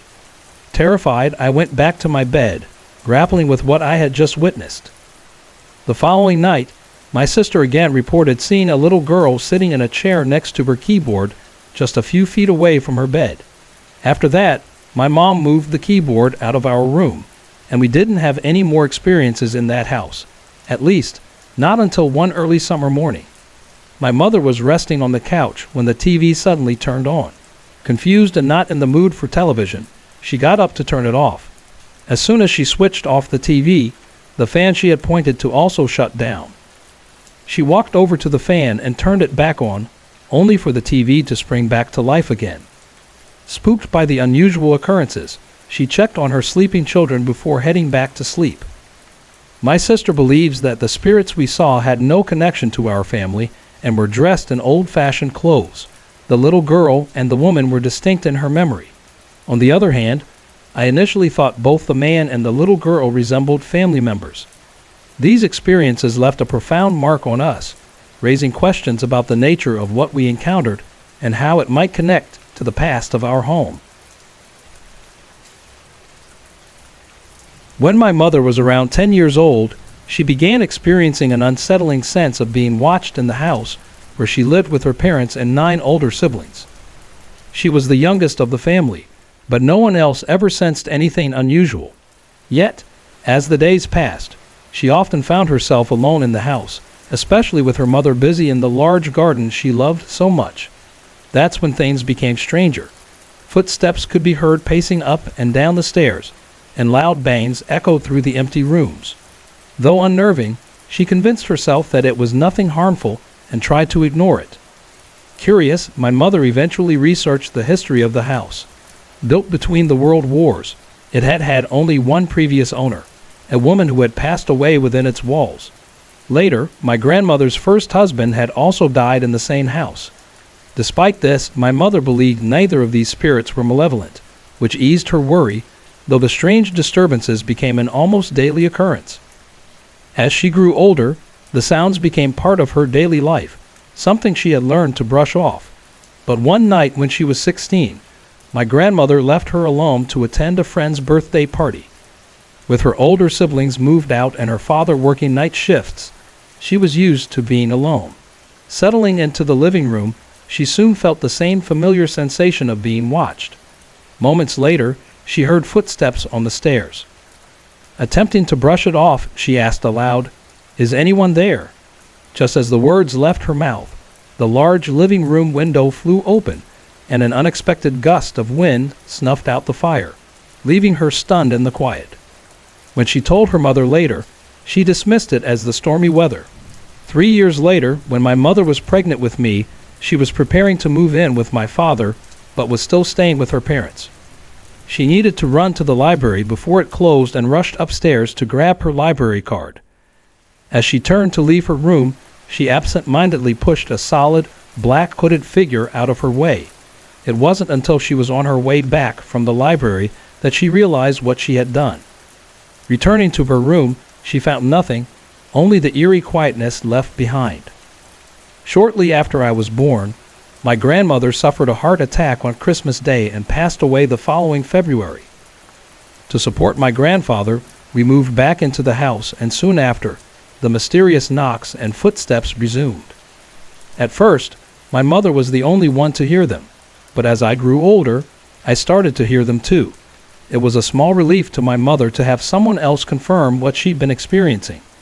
As the years passed, the disturbances continued in small doses, familiar yet unsettling. When I was 7, my little brother was born, and the house became too cramped for our growing family. Just before Christmas, we moved into a new home, leaving my grandfather to manage the house on his own. He did his best to maintain it, especially my grandmother's beloved garden, but after my second little brother's birth, his health rapidly declined. He was diagnosed with cancer and sadly passed away within the year. Following his death, the haunting presence in the house took on a darker tone. When my mother and I visited to decorate for Christmas, a sense of unease washed over us as we entered her old bedroom. A chilling feeling overwhelmed us, as though something wanted us gone, whispering in our minds, "Get out." Disturbed, we quickly left. The house was eventually sold to a family friend, but soon after moving in, they reported hearing the same mysterious knocks and bangs. Curiously, only the mother and her son experienced these disturbances. Her daughters and husband heard nothing. Over time, things started moving on their own. Glasses and plates left in the kitchen would shatter unexpectedly. Neglecting the garden, however, seemed to worsen the house's condition. Dampness and rot spread rapidly through the walls and floorboards at an unnaturally fast rate, according to repair professionals. No matter how many times the family tried to repair it, the damage persisted, almost as though the house was resisting their presence. In desperation, they tried to sell it, but the house simply wouldn't attract any buyers. Finally, they decided to demolish it and rebuild. Before they could act, my mother and her siblings, reluctant to see the family home destroyed, chipped in and bought the house back. Strangely, once it was back in our family, the activity settled down somewhat, and the damp and dry rot stopped spreading. We restored the garden and converted the house into an inn, expecting some paranormal reaction, but the spirits, or whatever presence lingered, seemed unbothered. The strange activity returned to the levels my mother had experienced in her childhood. The one exception, however, is my mother's old room. It still carries an uneasy atmosphere that unsettles guests who stay there. Several visitors have mentioned seeing a shadow lingering in the room, and I myself have seen it on occasion. So, in a way, this story remains ongoing. The presence in that room still lingers, but we're in no rush to drive it away. After all, a haunted inn has a way of attracting customers. I should start by saying that I've always been fascinated by the paranormal. I've never believed that what you see is all there is, or that life simply begins, happens, and then ends without anything more. Growing up Roman Catholic with Irish roots, I've always believed in God, but I've never been a model Catholic, especially where the Bible is concerned. Over the past year, I've emerged from a dark phase in my life. For a long time, I was angry with God and blamed Him for everything that felt wrong. I struggled with alcoholism, lost many friends, and spent years without realizing that I was addicted. I'd drink heavily, then stop for stretches, all the while suffering withdrawal symptoms, depression, and wondering why I felt miserable. Thankfully, that chapter of my life is over now, and I'm grateful for it because it made me stronger. That old saying, "Whatever doesn't kill you makes you stronger," has taken on new meaning for me. Now, when I face difficulties, I don't crumble. I find a way to deal with them. Recently, I've been making an effort to be a better Catholic, praying, reading the Bible, and making changes in my life. And oddly enough, since starting this, strange things have been happening. Yes, this is eventually a ghost story. I live in a small village, the kind with just a church, a few shops, and a handful of pubs where my friends and I gather to break up the monotony. A few nights ago, I came across an article about God that described Him as the very embodiment of love, almost love personified. Before reading it, I'd seen Him more as a strict, vengeful figure, but this new perspective left me feeling uplifted. It was around 9:30 p.m., and I decided to walk to the pub. I left the house with a big smile, feeling lighter than I had in ages. As I walked past the church, I noticed an elderly couple walking hand in hand. They seemed like a lovely pair, and I found myself smiling at the sight of them. The man was tall and wore an old-fashioned hat, and they both seemed entirely solid and real. Nothing transparent or unusual about them, just a bit oddly dressed. As I got closer, I noticed the woman's face. Her skin was pale, almost like it had an antique quality. She didn't look old in the usual sense, but rather like she belonged to another time. She kept her eyes on the ground, looking quite distressed, though I didn't realize this until I thought back later. I've lived in this village most of my life and know almost everyone, yet I had never seen these two before. I smiled warmly at her, not thinking much of it, expecting her to smile back.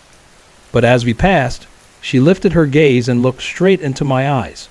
Her face held a sadness that was hard to ignore, and then her gaze dropped, almost instinctively, to my chest, her face still full of despair. I shrugged it off, but strangely, the next day at work, I felt a slight ache in my chest. It could have just been heartburn, but it unsettled me. Later that night, I was at the pub with friends, and a few of us stepped outside for a cigarette. I was thinking that I should probably quit smoking, considering my renewed commitment to faith, when one of my friends, who isn't at all religious, suddenly sang out, "Jesus Christ died for our sins." No one else reacted or even seemed to notice. I was so surprised that I didn't think to ask him why he said it. The next day passed uneventfully, but I had a moment of worry and found myself silently asking God for protection. Almost instantly, a thought appeared in my head. God is protecting you. It felt like more than just my imagination. Something similar happened again the following evening. I paused to watch TV, and a thought struck me that I shouldn't be watching such violent and blasphemous content. I turned away from the screen, and as I did, I felt like something tall and shadowy was right beside me. But when I looked, nothing was there. I muttered "Whoa" to myself, convinced I'd seen something, but unsure. Lately, I keep seeing things out of the corner of my eye, especially when I'm lying in the living room alone. There's always something in the same spot, toward the top right corner of the room, just in my peripheral vision. I've brushed it off as imagination, but it keeps reappearing, sometimes closer to the TV near the floor. If I try to look directly, there's nothing there, yet it keeps happening. There's another phenomenon I experience while walking up the stairs in my house, a sort of blue mist that sometimes appears. I saw it earlier, in fact, as I went downstairs for coffee. Unlike the shadowy figures, I can look at this mist directly, and it lingers for about 10 to 20 seconds before slowly fading. I only ever see it when going up the stairs, and nowhere else. Now back to the spirits. Yesterday around 1:00 p.m., I was walking home from the shop with some smokes and a few bottles in a bag. I was almost home when I noticed an elderly woman walking towards me. I've been thinking about the old couple by the church, so I looked a little closer this time. This woman had the same pale, antique appearance, with thin, wispy hair and a deeply sad expression. She wore black and carried a small handbag. Again, I'd never seen her before, though she was only meters from my house. As we approached, she looked up at me, her expression one of shock.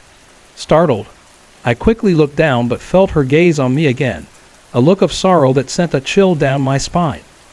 As we passed, I took another quick glance.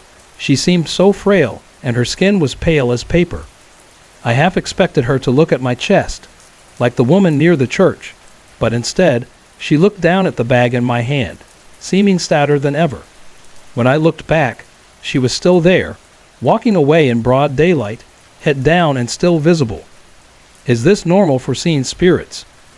Are these even spirits? I always thought spirits appeared faint and transparent, not this clear. Part of me thinks they might just be elderly strangers, but it feels far too unusual. This is all new to me, and I find it both fascinating and unsettling. Sometimes I wonder if I'm just going a bit mad. Other odd things have happened to me before this, like frequent déjà vu or dreams that come true, though usually in trivial ways. I also often think about saying something, only to have a friend say the exact words seconds later. Many things have happened to me, some seen, some heard, and others simply felt. I've been busy, often trying to ignore the strange occurrences around me, but some nights I feel the fear so deeply it shakes me to my core. It began on Friday, September 11th. My partner had left for a festival, leaving me alone with our 2 cats for an extended stay. Since my youngest was at his grandmother's, I had the place to myself. Sitting on the sofa that first evening, I thought about how I'd manage 11 days without him. Eventually, I got up and spent a couple of hours cleaning, then showered and settled down to work, feeling a little uneasy but trying to keep myself calm. Later that evening, around 10:30 p.m., I decided to head to bed. I was anxious about sleeping alone, but the cats were inside, which gave me some sense of security. While watching the film, I happened to glance toward a plant by the window, and that's when I noticed it. A face, transparent and hazy, almost lost among the leaves. It stared from the wall, faint but unmistakable. I tried to convince myself it was a reflection or that I was simply overjoyed, but each time I looked, it remained there, unchanged. Around 11:30, I turned off the TV, locked up, and ushered the cats into my bedroom, giving one last glance at the plant to see if the face was still there. It was. I left the door slightly ajar as I walked through the flat, checking each lock and appliance. I made my way to bed, leaving the hallway light on and turning on the radio to drown out any eerie silence. With the cats nestled on either side of me, I lay down, listening to the music, hoping I'd drift off soon. As I lay there, I suddenly felt a soft, steady pressure climbing up my legs. Half asleep, I assumed it was Smokey, but when I whispered for him to stop, the sensation continued. Moving my legs didn't help either, and when I looked over, both cats were sound asleep beside me. My heart was pounding, but I forced myself to stay calm. Soon, I felt the bed sway gently, almost like a rocking motion, and then nothing. Eventually, sleep overtook me, but I woke early the next morning, unable to shake off the unease. The days that followed seemed to fly by. Occasionally, I'd catch sight of fleeting human shapes darting through the hallway and into the bedroom. My son returned from his grandmother's, and I was able to distract myself from these strange figures, which only seemed to increase. On Tuesday evening, my brother came over.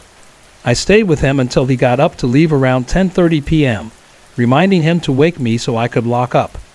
Despite my recent restlessness, I fell asleep almost immediately, only to be woken when he left. I locked up behind him and went back to bed, leaving the hallway light on as usual. As I settled in, a wave of nausea washed over me, and the room's temperature seemed to plummet. I checked the windows, found them closed, and lay back down, curling into a fetal position to ease the sick feeling. My eyes closed, but the moment they did, it was as though I was pulled into darkness. I felt an overwhelming sense of suffocation, as if someone was standing over me, pressing down. Through the thick darkness, I could just make out a form, a figure cloaked in white robes, arms wrapped tightly around me, keeping me trapped. My attempts to shout were muffled, and my mind raced, desperate to reach my brother for help, though I knew he was already gone. Finally, I felt myself thrown back into my body, and I woke up, shouting, "Leave me alone, just leave me alone." The rest of the week passed with an intense unease. Each night, the bed would shake gently or sway, and I'd catch glimpses of shadows out of the corner of my eye. Then 2 nights ago, on Friday, I went to bed after working late with my partner. It was around 1:30 in the morning. I kissed him goodnight and headed to bed alone, leaving the hallway light off since he was still up, and the living room lamp was on. I fell asleep quickly but woke around 3 a.m. after a dream.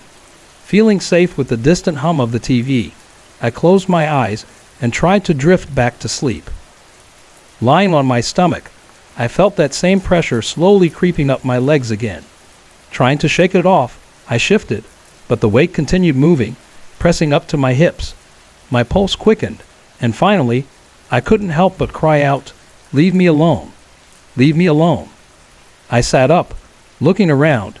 My partner was asleep on the sofa, oblivious to my distress. Shaken but too tired to do much else, I lay back down. And once more, the bed began to sway, gently rocking until sleep finally overtook me. If you had to spend a night in a haunted house for $1 million, would you do it? Tell me in the comments. And don't forget to like and subscribe for more scary stories. Growing up, I had a clear stance on ghosts, spirits, and anything remotely supernatural. They didn't exist. I remember our family Christmases sitting around and watching Casper, the friendly ghost. Harmless and cute, he was a character we all loved, but he was just that, a cartoon. Nothing more. But my belief in the non-existence of ghosts completely changed after one particular encounter. It was an ordinary summer day. I was about 6 or 7 years old, and my family decided to visit my granddad. We lived in a bustling town, with clear, pleasant weather, but Granddad lived far up north, where the climate always felt different, like stepping into another country, or perhaps another world. Being young, I thought nothing of it at the time. All 4 of us made our way to Granddad's old farmhouse. The house itself looked ancient, its windows clouded and dim, as if touched by time and memories of past lives. Even the surrounding houses, though newer, held a heavy silence. The wind was the only sound, occasionally rustling the trees, so unlike the endless hum of life back home. Stepping inside, I felt a strange atmosphere, like the walls were filled with whispers of past lives, as if the house was frozen in time. The living room, with its open log fire and old, worn couches, eventually felt warm, though it never quite shook the chill that seemed to hang in the air. But it was upstairs where things truly felt different. To use the bathroom, we had to go up those narrow, steep stairs, which I always found unsettling. I couldn't tell if it was the stairs themselves or the pictures that lined the walls. Most of the photos were simple family pictures, nothing out of the ordinary. But there was one black and white portrait of a woman with jet black hair tied back, her expression cold and distant. Something about her face haunted me every time I passed by. A shiver ran through me, though I didn't understand why. On that particular day, I went upstairs alone, not because I wanted to, but because I had to. Everything seemed fine until I stepped out into the hallway, the long, winding stretch that branched off to the other rooms. Standing outside the bathroom door, I felt a prickle of anxiety, a nagging sense that I wasn't alone up there. Just as I was about to make my way back downstairs, I caught something out of the corner of my eye. It was then that I saw her. She appeared out of nowhere, like a shadow cast by something I couldn't see. She looked like an elderly lady, much older than the woman in the photo. Her long, gray hair was permed and wild, and she wore a tattered old-fashioned dress, almost like the uniform of a maid from another time. She was short, but her presence was impossible to ignore. Who was she? Why was she in my granddad's house? I wondered if perhaps she was just a friend of the family, someone staying over, though it seemed unlikely, as no one had mentioned her. Maybe Mom and Dad didn't tell us so we wouldn't be startled. For a moment, I wasn't scared. She even seemed kind, with a sweet smile that felt familiar somehow. But the longer I looked, the stranger it felt. Her smile lingered just a little too long, as if time had slowed down, and something about it made my stomach twist. It dawned on me then, this woman might not be real. She could be someone from the past, someone who had come back, if only for a moment, to haunt me. The realization sent a surge of fear through me. I screamed, turned, and bolted down the stairs as fast as my legs could carry me, never looking back to see if she was still there, never checking to see if she followed. All I wanted was to forget I'd ever seen her. Though I don't remember, I must have told my parents, because they ended up mentioning it to other family members. Would anyone believe a 6-year-old girl? Weeks later, my cousin visited and went upstairs, and he too saw something in the hallway. His description matched mine exactly. I knew then that what I'd seen wasn't just a figment of my imagination. She was real. After my granddad passed away a few years later, the old farmhouse was renovated and turned into flats, changing the place forever. Sometimes I wonder, with all the renovations and new residents, if she still lingers in those hallways or if she's finally moved on. I guess I'll never know. I've never experienced anything paranormal myself, and I'm not the type to jump to conclusions about ghosts at every creak or shadow. But even now, I'm still not sure what to make of these strange occurrences. Case 1. Late last August, I was sitting at my computer in my parents' bedroom. The computer desk is against the wall, across from the door, and just inside the doorway sits a green cupboard stacked with towels. Before taking a bathroom break, I'd opened the cupboard to grab a small towel and noticed the stacks were perfectly aligned at the back of the shelf. After returning from the bathroom, I'd been at the computer for about an hour when the cupboard door suddenly swung open and a small yellow towel tumbled out. At first, I thought nothing of it until I remembered how the towels had been stacked securely against the back. No one had entered the room since I left, and my own footsteps couldn't have been heavy enough to dislodge anything. The moment felt odd, but I tried to brush it off. Case 2. Later that night, I was still at my computer, around 11:45 p.m. With my back to the window, I suddenly felt a chill, even though it was a warm August night in England, with all the windows and doors firmly shut. It felt as if someone was standing behind me, and then a large, dark shadow loomed, first covering my right side, then slowly sweeping across to my left. I felt like it was midwinter, shivering in the coldness of that shadow. I didn't feel outright threatened, but the presence was anything but comforting. I stood up, grabbed my mug and plate, and oddly enough announced, "I'm going to get a drink," though there was no one else in the room. My dad was out, my mom was downstairs, and my 2 brothers were in their room next door. As I turned to leave, a loud bang sounded from the direction of the window. I didn't bother looking back. I just hurried downstairs. When I told my mom what had happened, she dismissed it, saying it was all in my head. Still rattled, I decided to stay with her for a while. Around 12:10, I ventured back upstairs, hoping whatever it was had left. The room felt normal again, and there was nothing by the window that could have explained the loud noise. I tried to chalk it up to the house settling, but we lived here for over 11 years, and nothing like that had ever happened before. Case 3. Lately, I've been noticing small shadows, about the size of a rat, darting out of the corner of my eye. They seem to follow me, especially around the downstairs area. Years ago, we had 2 hamsters and 2 gerbils who've since passed on, buried now in the back garden. Occasionally, I hear clanging sounds in the living room near where we used to keep their cages. The sound reminds me of the bars they used to chew on. Could these shadows be my old pets? Case 4. In the kitchen, there's a door under the stairs by the far window that leads to a small storage room for my dad's toolboxes. The door is always closed, as the room is dark and cramped, with only a dim light and a few spiders lurking in the corners. One evening about a week ago, I went into the kitchen and found the door open. I figured my dad or brothers had left it that way, so I shut it and thought nothing more of it. After finishing in the kitchen, I went back upstairs. My parents were out, and my brothers were in their room. About half an hour later, I went downstairs again, and the door was open once more. I was sure no one had been downstairs, and all the doors and windows were locked. The window wouldn't have explained it anyway, as it opens in the opposite direction from the door. I shut it again and went back upstairs. Soon after, my parents returned. From the top of the stairs, I overheard my dad asking if anyone had been under the stairs, as the door was open again. None of us had. Case 5. It's in the kitchen, especially, where I keep seeing things out of the corner of my eye. Usually, it's fleeting shadows, though once or twice, I've seen faint balls of light. My mom insists it's just my imagination, but I wish I could believe her. Hey there, where are you watching from? Ever had a spooky experience? What's your biggest fear? Tell me in the comments. I'd love to know. And don't forget to like and subscribe for more scary stories. My name is Denise, and I've been with Alex for 2 years now. From the very beginning, his dad never liked me.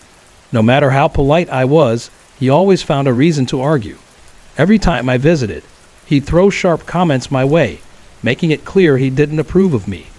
Last April, Alex and I got engaged. Around the same time, his dad's health started to decline due to ongoing heart problems. Even when he was too weak to get out of his chair, he still managed to slip in rude remarks whenever I was around. He had suffered heart attacks since 1979, and over the years, he became the kind of man who liked being seen as sick.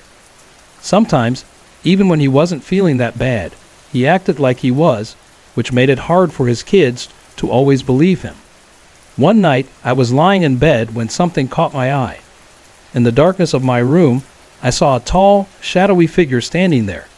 It was darker than the night itself.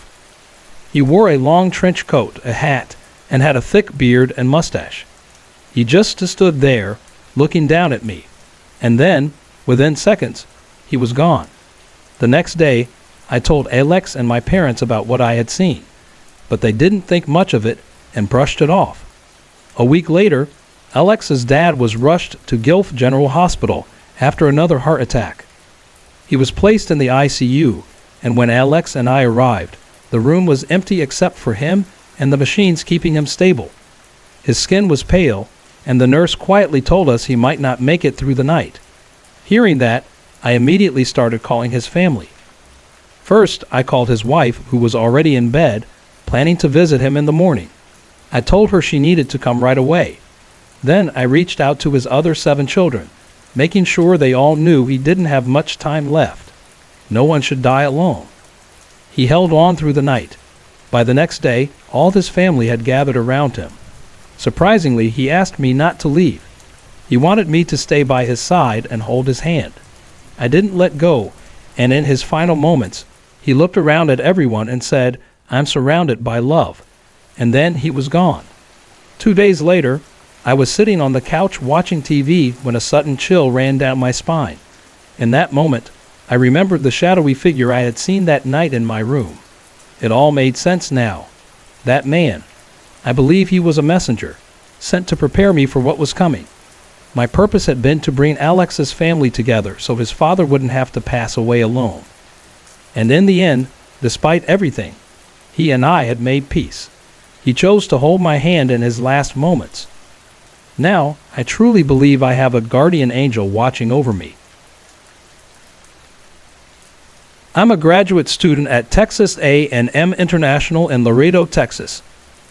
I'm in my first year of the master's program in psychological counseling. My sister, who has always loved telling me ghost stories, graduated last May from Incarnate Word University in San Antonio. Incarnate Word is a historic university founded by the Sisters of the Order of the Incarnate Word, hence the name. The campus has a mix of old and new buildings, but the main building is over 100 years old. It has 4 floors, with administration offices on the first floor and dorms on the upper levels. The basement, which has the student laundry room, mail room, and a small recreation area, is rarely used, especially at night. That's where the creepiest things tend to happen. On the 3rd floor, in addition to dorm rooms, there's a small chapel where students can pray or attend Sunday services. Some of the nuns also have rooms in the main building, but there's one room that has been nailed shut for decades. Over 50 years ago, a nun took her own life in that room. She was found hanging, and after the incident, priests blessed the space but left everything inside untouched. Then they sealed the door. Since then, students have reported strange sightings and eerie occurrences throughout the building. My sister started at Incarnate Word in the fall of 1993. As a new student, she was assigned a dorm in the main building, just like all the other freshmen. The newer dorms were reserved for juniors and seniors. Early on, she became friends with a girl named Carolina. Carolina was from Spain, a sophomore at the time, and worked as a resident assistant, meaning she was responsible for helping students on her floor with anything related to their dorms. One night after making her usual rounds, Carolina was getting ready for bed when she heard a knock at her door. 2 female students stood outside, looking shaken. They had just returned from an all-night study session at the library to find their dorm room completely rearranged. Every piece of furniture had been moved. Their belongings were untouched. Nothing was missing, but everything was in a different place. At first, they thought it was a prank, but no one else had a key to their room. The only spare key was kept by the resident assistant, locked away securely. Carolina, concerned, called the San Antonio Police Department. Officers arrived, but there was no sign of forced entry. Naturally, the girls were unsettled. If someone had broken in, how had they done it without a trace? To ease their nerves, Carolina let them stay in an empty dorm for the night, while the police dusted the room for fingerprints. Strangely, they found only the students' own prints, except for one. A faint smudge on the window caught an officer's attention. When they dusted it, they lifted a massive handprint. It was much larger than any normal human hand. Even more bizarre, the print was on the outside of the window. The room was on the 3rd floor. The window had been locked for years and was difficult to open. There were no signs that it had been tampered with. Then came the most chilling discovery. A priest who had been at the university for a long time took one look at the room and immediately recognized something. The furniture had been rearranged in the exact same way as the room where the nun had died. The priest knew because he was one of the few people who had ever stepped inside that sealed room. The strange handprint is still on file at the San Antonio Police Department. This story is about my friend Shane. He was always a quiet, shy guy, and at 16, he still hardly spoke much. We all tried our best to make him laugh, but there was always something about him that seemed distant, like he was carrying a weight none of us understood. We knew not to ask, and he never offered to tell us, until one night. That night was Shane's last in our neighborhood. He was moving away, so we all decided to hang out at our friend Evan's house and have a few drinks. We were sitting in Evan's room, just talking, when someone asked Shane if he was tired. He looked completely exhausted. We all knew Shane had a sleeping disorder. He was an insomniac. But instead of just shrugging it off like he usually did, he asked us if we wanted to know why he could never sleep. We were a little surprised, but we all nodded. He told us we could believe whatever we wanted, but to please not laugh. Shane wasn't the type to make up stories, and if he had ever lied to us before, we had never caught him in it.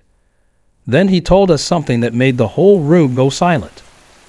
When Shane was around 9 or 10, he lived in an old house where strange things happened to him. He didn't realize it at the time, but looking back, It all started the day he tried to put up a brand new He-Man poster on his closet door. No matter how many thumbtacks or pieces of tape he used, the poster would not stay up. The tacks popped out. The tape peeled off. Every other poster in his room stayed up just fine, but not that one. Later, he began to wonder if it had something to do with a small crucifix symbol in the image. At first, he thought nothing of it, but that same night, something terrifying happened.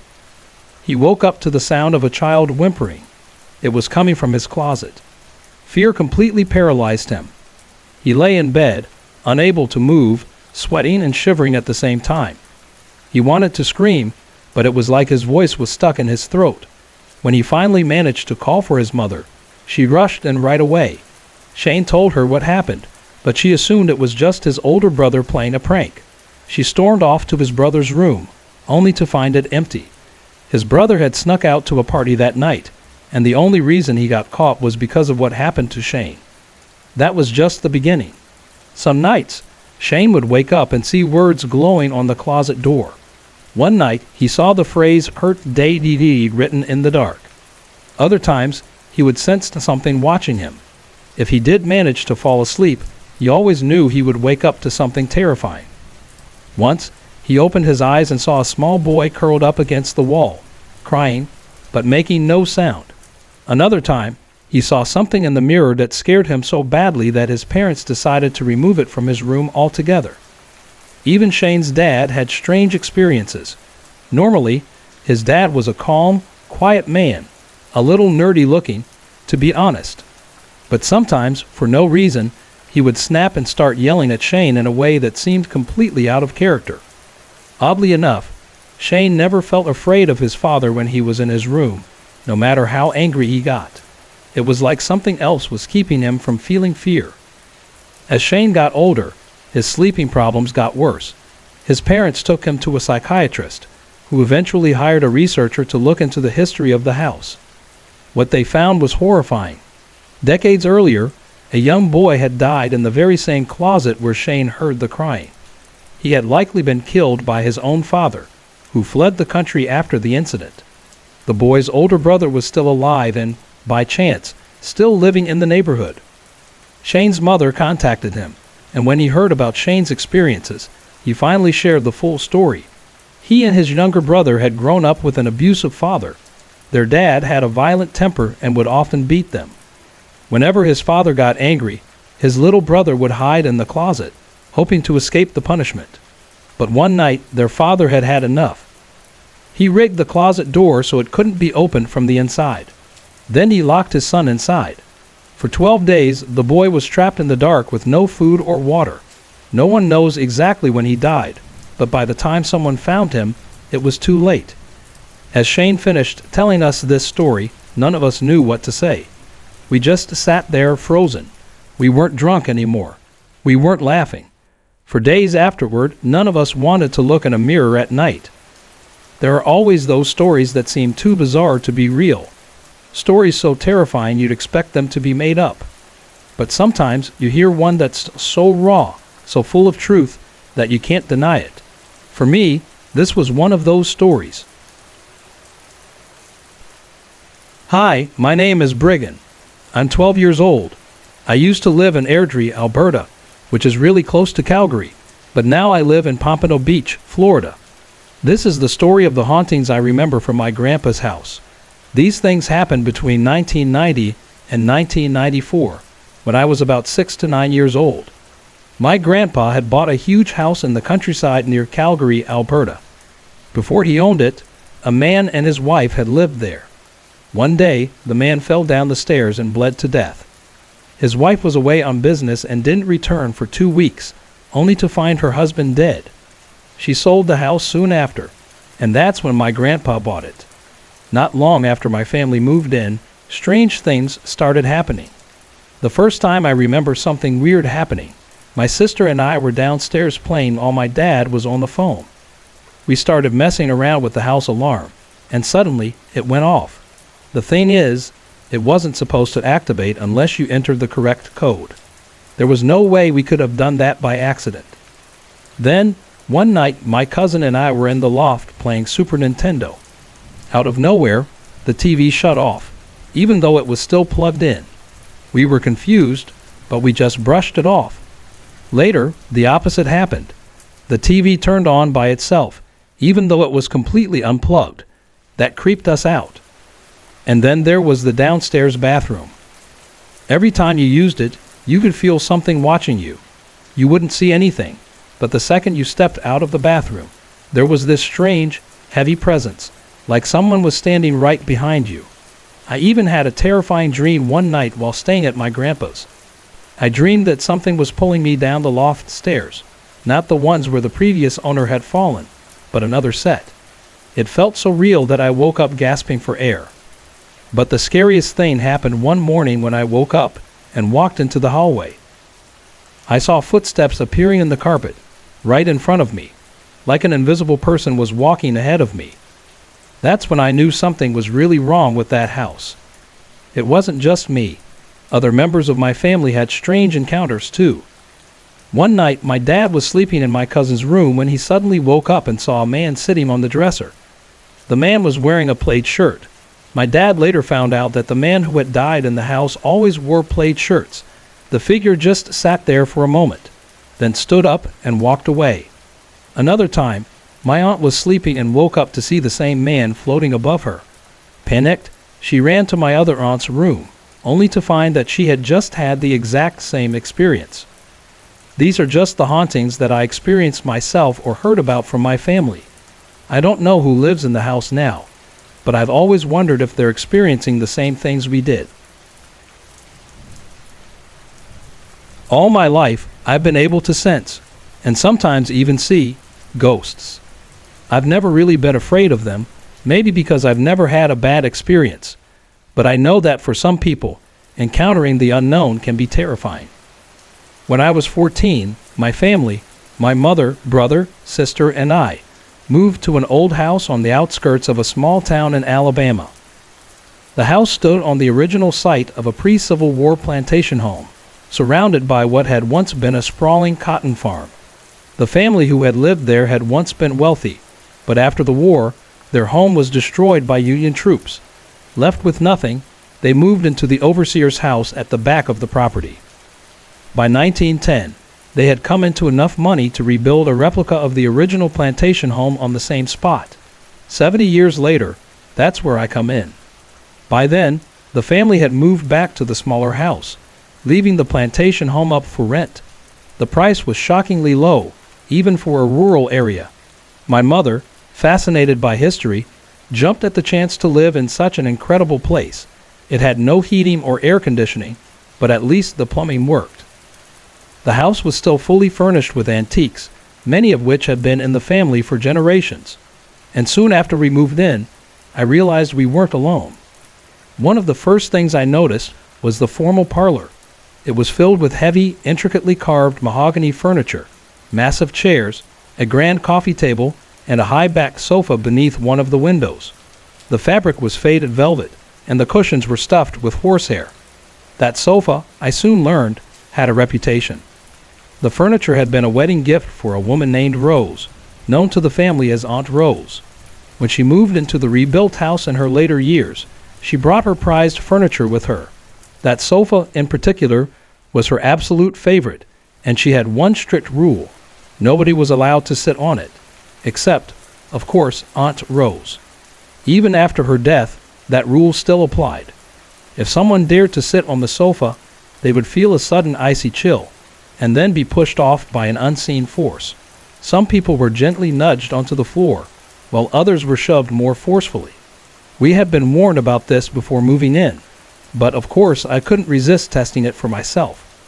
The first time I sat down, I felt a cold, tingling sensation against my back.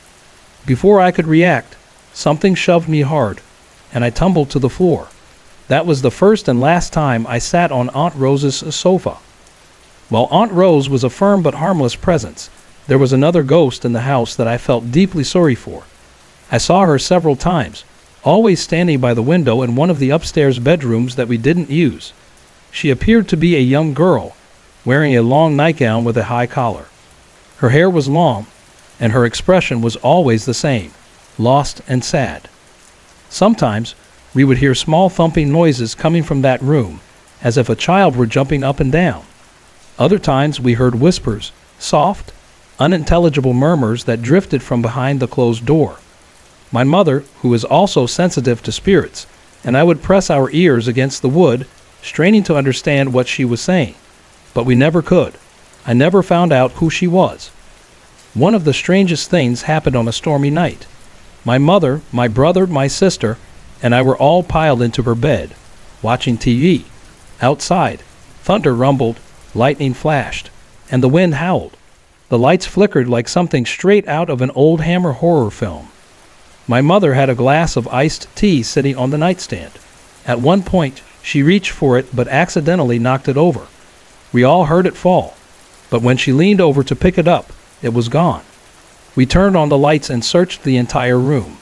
The floor wasn't wet anywhere, which made no sense. A full glass of tea should have at least left a puddle, even if the glass had rolled into a corner. Finally, I got down on my hands and knees and peeked under the bed. There it was, the glass, perfectly upside down, sitting in the very center of the floor. Not a single drop had spilled. As we all stared at this bizarre sight, the bedroom window suddenly blew open, then slammed shut with a loud bang. And that's when we heard it. A woman's laughter. It wasn't cruel or threatening, just a soft, amused chuckle, as if someone was playing a joke on us. I've had other paranormal encounters in different places, but I've never lived in a house so full of spirits. Still, none of them ever felt dangerous or evil. Some were playful, some were a little pushy, like Aunt Rose, and some, like the little girl, just seemed lost. If I ever get the chance, I'd love to go back, to walk through those grand old rooms, stand by the window where the little girl once stood, and maybe even say hi to Aunt Rose. Of course, I wouldn't dare sit on her sofa. I've always believed in ghosts, but what truly fascinates me are the stories from people who have actually seen those who have passed on. In my own family, several relatives have experienced visits from loved ones who have passed. Though I've never personally seen an apparition, 2 of my brothers and 2 of my aunts have had encounters. I won't share their stories without their permission, but I will share something that has stayed with me for years, something I felt in the house where I grew up in Morris County, New Jersey. That house belonged to my aunt before we lived there, and my grandfather had spent his final days there before he passed. I was only 11 months old when he died, too young to remember him, but I've always believed he visited me in my room. I never saw anything, but I could feel something. His presence, maybe. There was always a cold spot near my closet, a deep chill that never went away, and sometimes I'd catch the unmistakable scent of pipe smoke, sweet and familiar, even though no one in the house smoked.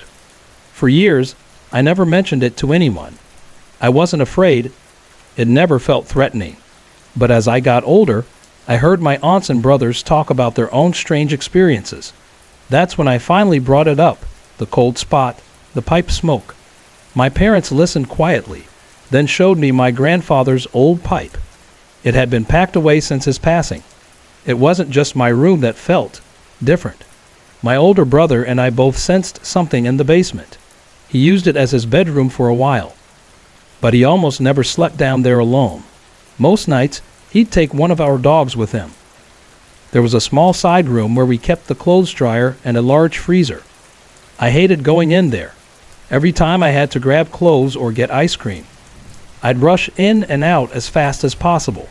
The feeling of being watched was overwhelming. I can't count how many times I scraped my knees running up those concrete stairs, too afraid to walk at a normal pace. When my brother left for college, I dreaded going down there even more. Not long ago, I asked him if he ever felt the same way, and he admitted it, he had. He never liked being down there alone either. Maybe that's why he always brought the dogs with him. Somehow, fear feels smaller when you're not alone. We don't live in that house anymore. I haven't felt anything like that since we moved, but I still believe, not just in ghosts, but in something more. I believe in angels too. If you've ever had an experience with an angel, I'd love to hear your story. I know there's at least one watching over me. I can feel it. And maybe one day, I'll learn who it is. What do you think? Have you ever felt something you couldn't explain? It took me months before I could even think about what happened. Maybe I pushed it away because it scared me too much. Maybe I just didn't want to believe it was real. Growing up, I remember my mother telling me stories about her childhood, strange things that happened in her house. Most of them revolved around my grandmother. My grandmother wasn't afraid of the occult. In fact, she embraced it. She was involved in things most people wouldn't dare to touch. One of the stories my mom told me still sends chills down my spine. My grandmother used to say that when she looked in the mirror, she sometimes saw a beautiful Indian princess staring back at her. My mom, curious but skeptical, wanted to see for herself. So one day, when my grandmother was in the bathroom, my mom quietly peeked around the door, but what she saw wasn't a princess. It was a monster. A horrible, twisted figure stared back at my grandmother from the mirror. A demon, maybe. My mom was so terrified she ran away. After that, strange things started happening in their house. She had a big teddy bear in the corner of her room, one of those oversized ones you can win at a fair. One night, she woke up to find its arm lifted, reaching for her. Sometimes, objects in the house would float on their own. But she never told anyone, not even my grandfather. They'd already had a rocky relationship, and she didn't want him to think she was crazy. For a long time, I thought these were just stories, until I experienced them myself. Twice. The first time, we were visiting my grandparents in Ohio. My mom was worried about my grandmother's continued involvement in the occult, but my grandmother didn't seem concerned. My grandfather, on the other hand, thought she was just imagining things. As we were getting ready to leave, my grandmother stood at the top of the stairs, and then something terrifying happened. A deep, unnatural voice, a man's voice, came out of her mouth. It said, "They will find you dead on the highway." At the time, my parents brushed it off. They didn't think much of it until months later. That's when we were hit by a drunk driver. We all survived, but my mom was injured the worst. She had to go through several reconstructive surgeries on her face. Looking back, I can't help but wonder, was that a coincidence or something more? The second incident is something I will never forget. Once again, we visited my grandparents. Once again, my parents tried to talk to my grandmother about staying away from the occult. She wouldn't listen. So my parents asked if they could pray with her. That's when it happened. The moment they started praying, the same deep voice we had heard before came out of her. Only this time, it was laughing. A cruel, hollow eagle laugh. My sister and I were so terrified that we ran into the living room, huddling in a corner, crying. But we could still hear the voice from where we were. That was the last day of our visit. As we got into the car, the voice spoke again, mocking us. "You're all going to die." Over and over, the words filled the air, followed by that horrible, cackling laughter. But this time, my parents didn't stay silent. They told the spirit, "No, you have no power here. God is protecting this family." And as we drove away, the voice kept repeating those words, its laughter echoing behind us. None of us died. I truly believe that was because my parents stood their ground and rejected whatever darkness had taken hold of my grandmother. Still, even now, decades later, I can't shake the fear completely. I'm 30 years old, but I still don't like being alone in the dark. Some things stay with you forever. At first, I tried to rationalize everything that happened in the house. I'm a logical, open-minded person, and I dismissed the strange occurrences as coincidences or quirks of an old home. But over time, I came to realize that something unseen was at work. I never believed in spirits, but living in that house changed me. It taught me to rely on my instincts and to trust that gut feeling when something doesn't feel right. The strange happenings continued as I worked on the house. Doors would slam shut without explanation. The master bathroom door was the worst. It jammed shut so often that I eventually removed it and trimmed it down. It worked for a while, but the problem always came back. Despite the odd events, I poured everything I had into the renovations, determined to make this house a home for my family. Once the work was finished and we moved in, the strange activity seemed to intensify. One morning, my wife woke me up yelling about the new kitchen cabinets I'd installed. She said every single cabinet door had been opened during the night. It happened several more times over the following months, and though I didn't believe it myself, I took the blame to keep my wife and kids calm. I had sunk every dime I had into this house. I couldn't afford to leave. Out of curiosity, I went to the sale with my youngest daughter to look at a rocking chair I'd seen advertised. As I wandered through the house, I couldn't help but admire its construction. It was incredibly well built for a 1960s home, but something felt off. A wave of unease came over me as I walked through the rooms, though I dismissed it as my imagination. The house had so much potential, and before I knew it, I was making an offer. With barely 20% down, I bought the house. My wife was as shocked as I was, but I couldn't shake the feeling that this house was meant to be mine. That's when everything started to change. I poured myself into renovating the home, tearing out the old and rebuilding it to fit our modern needs. It was big, beautiful, and everything I could have wanted. But as I worked, strange things began to happen, things I couldn't ignore. It started in the basement and the attached two-car garage. I spent late nights working alone, often sleeping at the house to meet my renovation deadlines. My father sometimes joined me to help, and one evening, as we worked in the basement, we heard the back door open. Footsteps crossed the floor above us, stopping directly overhead. I shouted, "We're down here," but there was no reply. Grabbing a ladder, I climbed up to investigate, but the house was empty. We laughed it off, but the following nights brought more unsettling events. I began to notice moving cold spots, icy pockets of air that seemed to roam the house. At first, I wrote them off as drafts, but they were unnaturally cold, chilling me to the bone even in the middle of summer. One night, as I worked late, my dog Sam, a German shepherd, started acting strangely. She barked and growled at something I couldn't see, her hackles raised. I brushed it off as her being jumpy until I heard a loud bang from the master bedroom. I rushed to investigate and found the bathroom door slammed shut, with Sam barking furiously at it.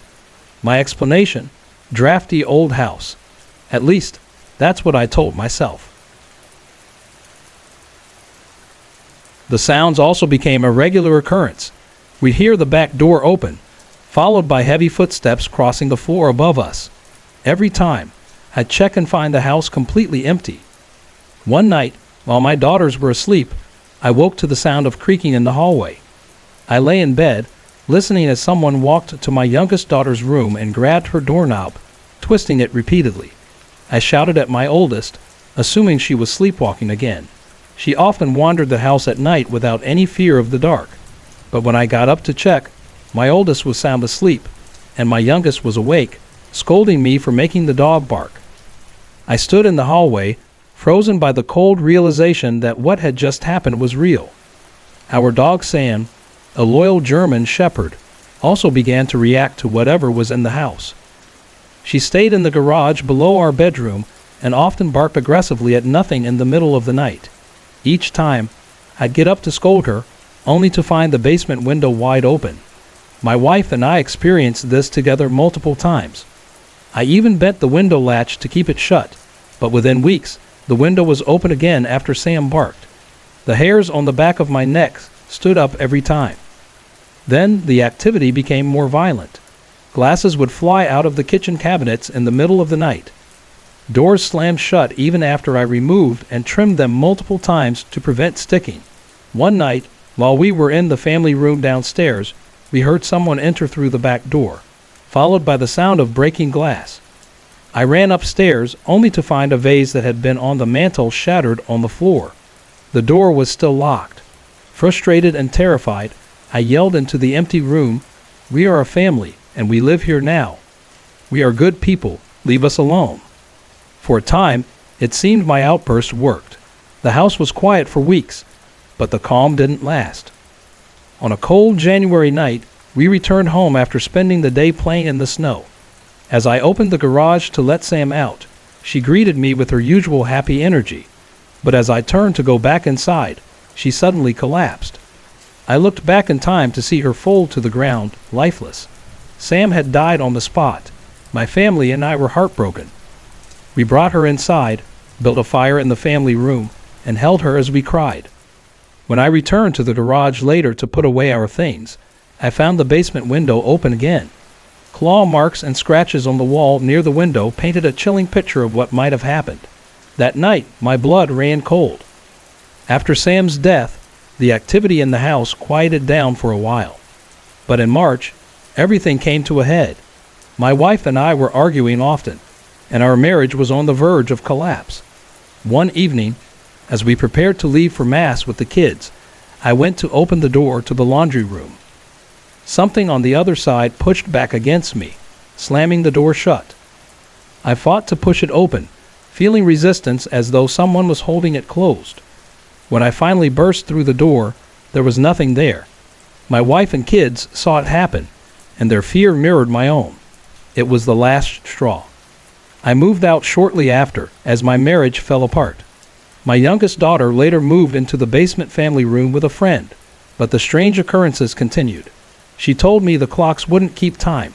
The TV turned on by itself, and one night they watched in horror as a lamp flew across the room and hit the wall above the bed. That night, they moved upstairs and refused to go back. I tried to rationalize everything, to convince myself it was nothing, but I was wrong. The house changed me, leaving scars I still carry to this day. I dream of my time there, haunted by a feeling that I left something unfinished. The house was sold quickly after my divorce, and I've often wondered if the new owners experienced what we did. Part of me wants to go back and ask, but another part fears reopening a chapter I'm not ready to face.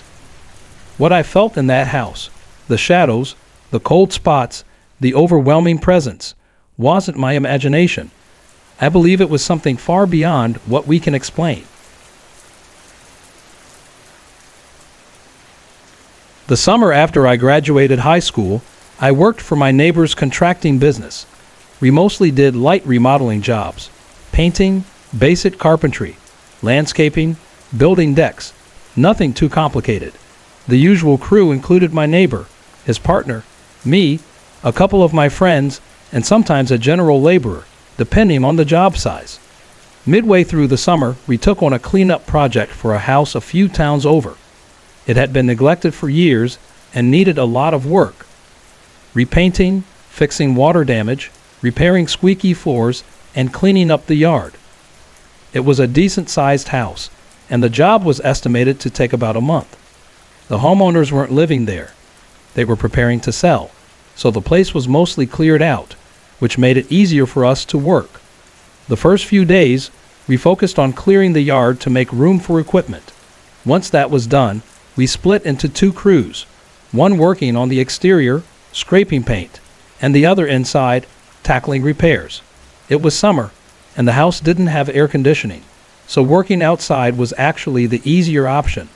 We rotated crews to keep things fair. The house itself was old, with a single staircase leading to the second floor. When you walked in the front door, there were large rooms to the right and left. A staircase went up to the second floor on the left, and straight back was the kitchen and another large room. Upstairs, there were 4 bedrooms and 2 bathrooms. Things started getting weird almost immediately. On the first day of interior work, our radio began acting up. It was one of those old boombox radios with a manual tuning knob. For no reason, the station would change by itself, not just to static or fuzz, but to perfectly tuned stations. What was unsettling was how quickly the tuning slide moved, much faster than a person could turn it. I was in the room a few times when it happened, and the radio was in a spot where no one could reach it unnoticed. To make things stranger, the volume would occasionally blast to a level it seemed impossible for the old radio to produce. We moved it to another room, blaming it on bad wiring, and the problem stopped. But that was just the beginning. Lights would flicker on and off, not because of a power outage, but because the switches themselves were being thrown. Sometimes we'd hear footsteps above us, even though no one was upstairs. We joked that the house was haunted, but nobody took it seriously, at least not yet. The turning point came near the end of the job. I was working in an upstairs bedroom, replacing some molding. I had my heavy steel toolbox with me, a big craftsman job that weighed 30 to 40 pounds, full of tools. I'd finished most of my work and put my tools away when our lunch arrived. It was raining outside, so we all sat in the entranceway near the stairs to eat. Myself and another guy sat on the stairs, chatting with the rest of the crew. Everyone was accounted for, and we were joking about the haunted house stories that had started circulating. That's when we heard it, a deafening crash from upstairs. One of the guys bolted for the door in a panic. The rest of us raced upstairs. The layout of the house made it impossible for anyone to leave a room without being seen. There was only one staircase, and it was in clear view. Yet, when we reached the room I'd been working in, my toolbox was across the room, its contents scattered everywhere. This was a 30 to 40 pound steel box that had been tossed at least 10 feet. Tools were still rolling across the floor when we walked in. The window was closed. It was raining outside, and there were no ladders or signs of entry. We checked the other rooms and found nothing. Everyone had been sitting downstairs, and there was no way anyone could have pulled it off as a prank. For the first time, our jokes about the house being haunted didn't feel like jokes anymore. Everyone was visibly shaken, and the last few days of work were tense. Nobody wanted to be alone in the house. After we finished the job, our boss mentioned the strange occurrences to the homeowners. Their reaction, whatever. A few years later, the house burned to the ground. One of the guys I'd worked with, who still lived in the town, sent me a newspaper clipping about the fire. The article revealed that the previous owner, a recluse, had lived there alone for years after his wife's death. He passed away about a year before we started working there, but no one found his body for at least 6 months. The house had been inherited by his estranged sons, who were trying to sell it. Over the years, the house changed hands a few times, with no one staying long. It developed a reputation as haunted, a local legend that grew with time. Even now, thinking about the things we experienced there, the radio, the footsteps, the toolbox, gives me chills. I'm not someone who believes in ghosts, but I can't explain what happened in that house. It felt like something was there, watching us. And after the toolbox incident, I'm pretty sure everyone else felt it too. Ghosts are definitely not real. Those were my exact words before our trip to the mountains of Baguio City, a statement I would come to regret. A group of us from the grade school department was heading to a leadership seminar at one of the most infamous places in the Philippines, Teachers Camp. The camp was notorious for its ghost stories, rumored to be built on war-torn grounds. Stories of apparitions, war veterans, and enemy soldiers kidnapping women had long surrounded the place, but I was skeptical. I thought nothing like that could ever happen to me. I was wrong. The first day of the trip was a blast.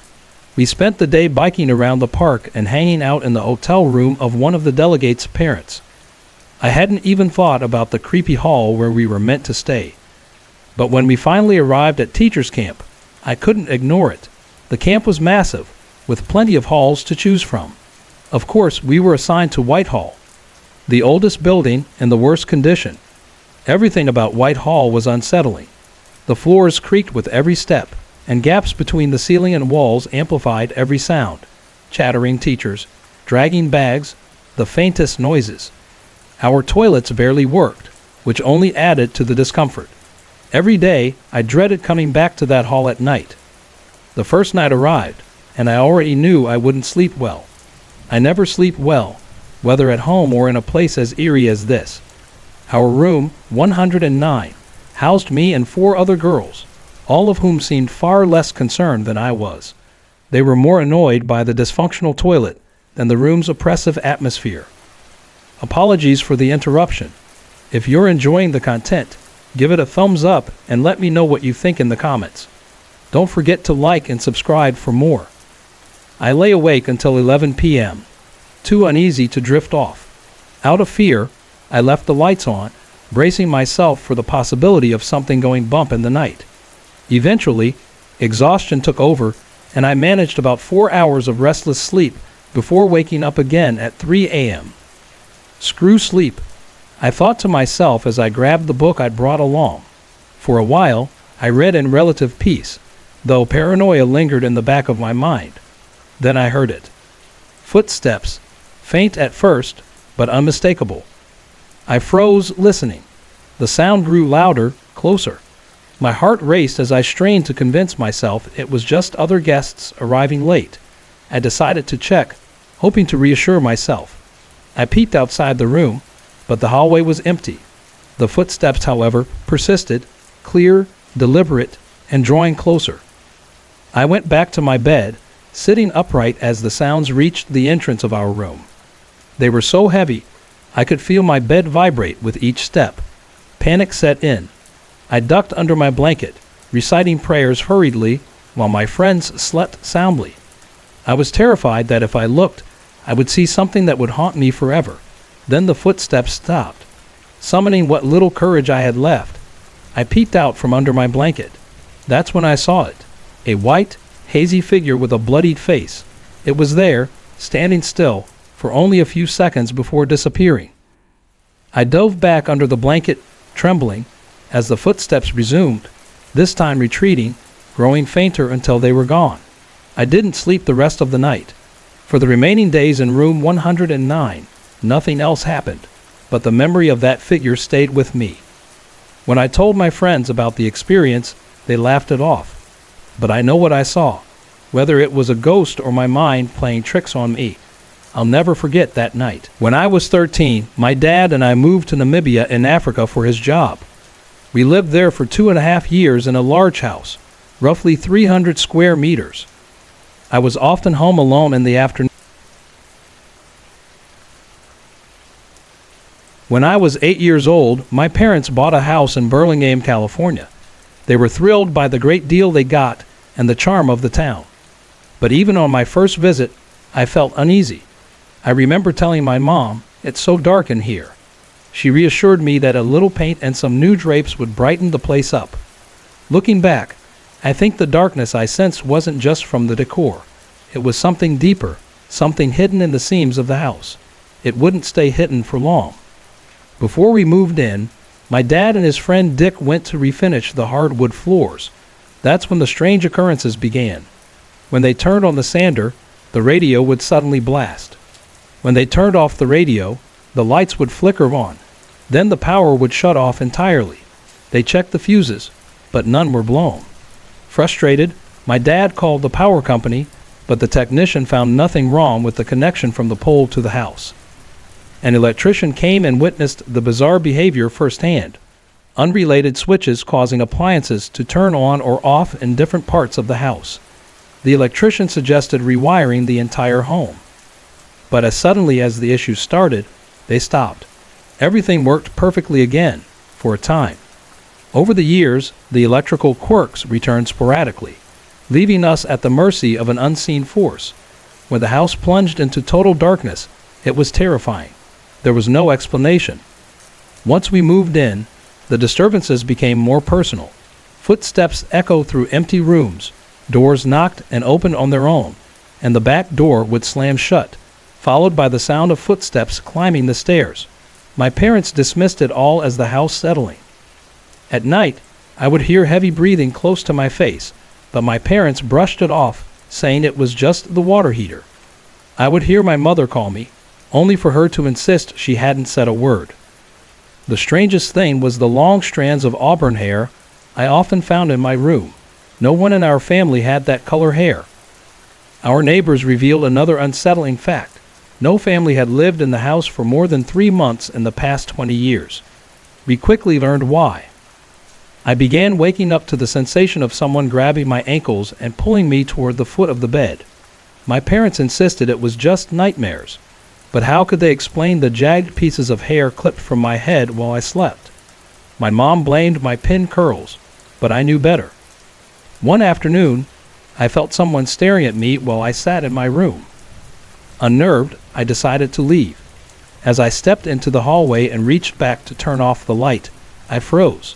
Sitting on my bed, right where I had been moments before, was a young woman with long auburn hair. She was translucent, her features unmistakable. My heart raced. My parents had always told me ghosts weren't real, but there she was, a ghost sitting on my bed.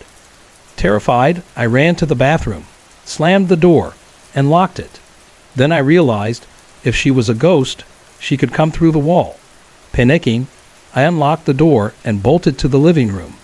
The next morning, I told my parents what I'd seen. They exchanged knowing glances before admitting that they already knew the house was haunted. They had named the ghost Florence.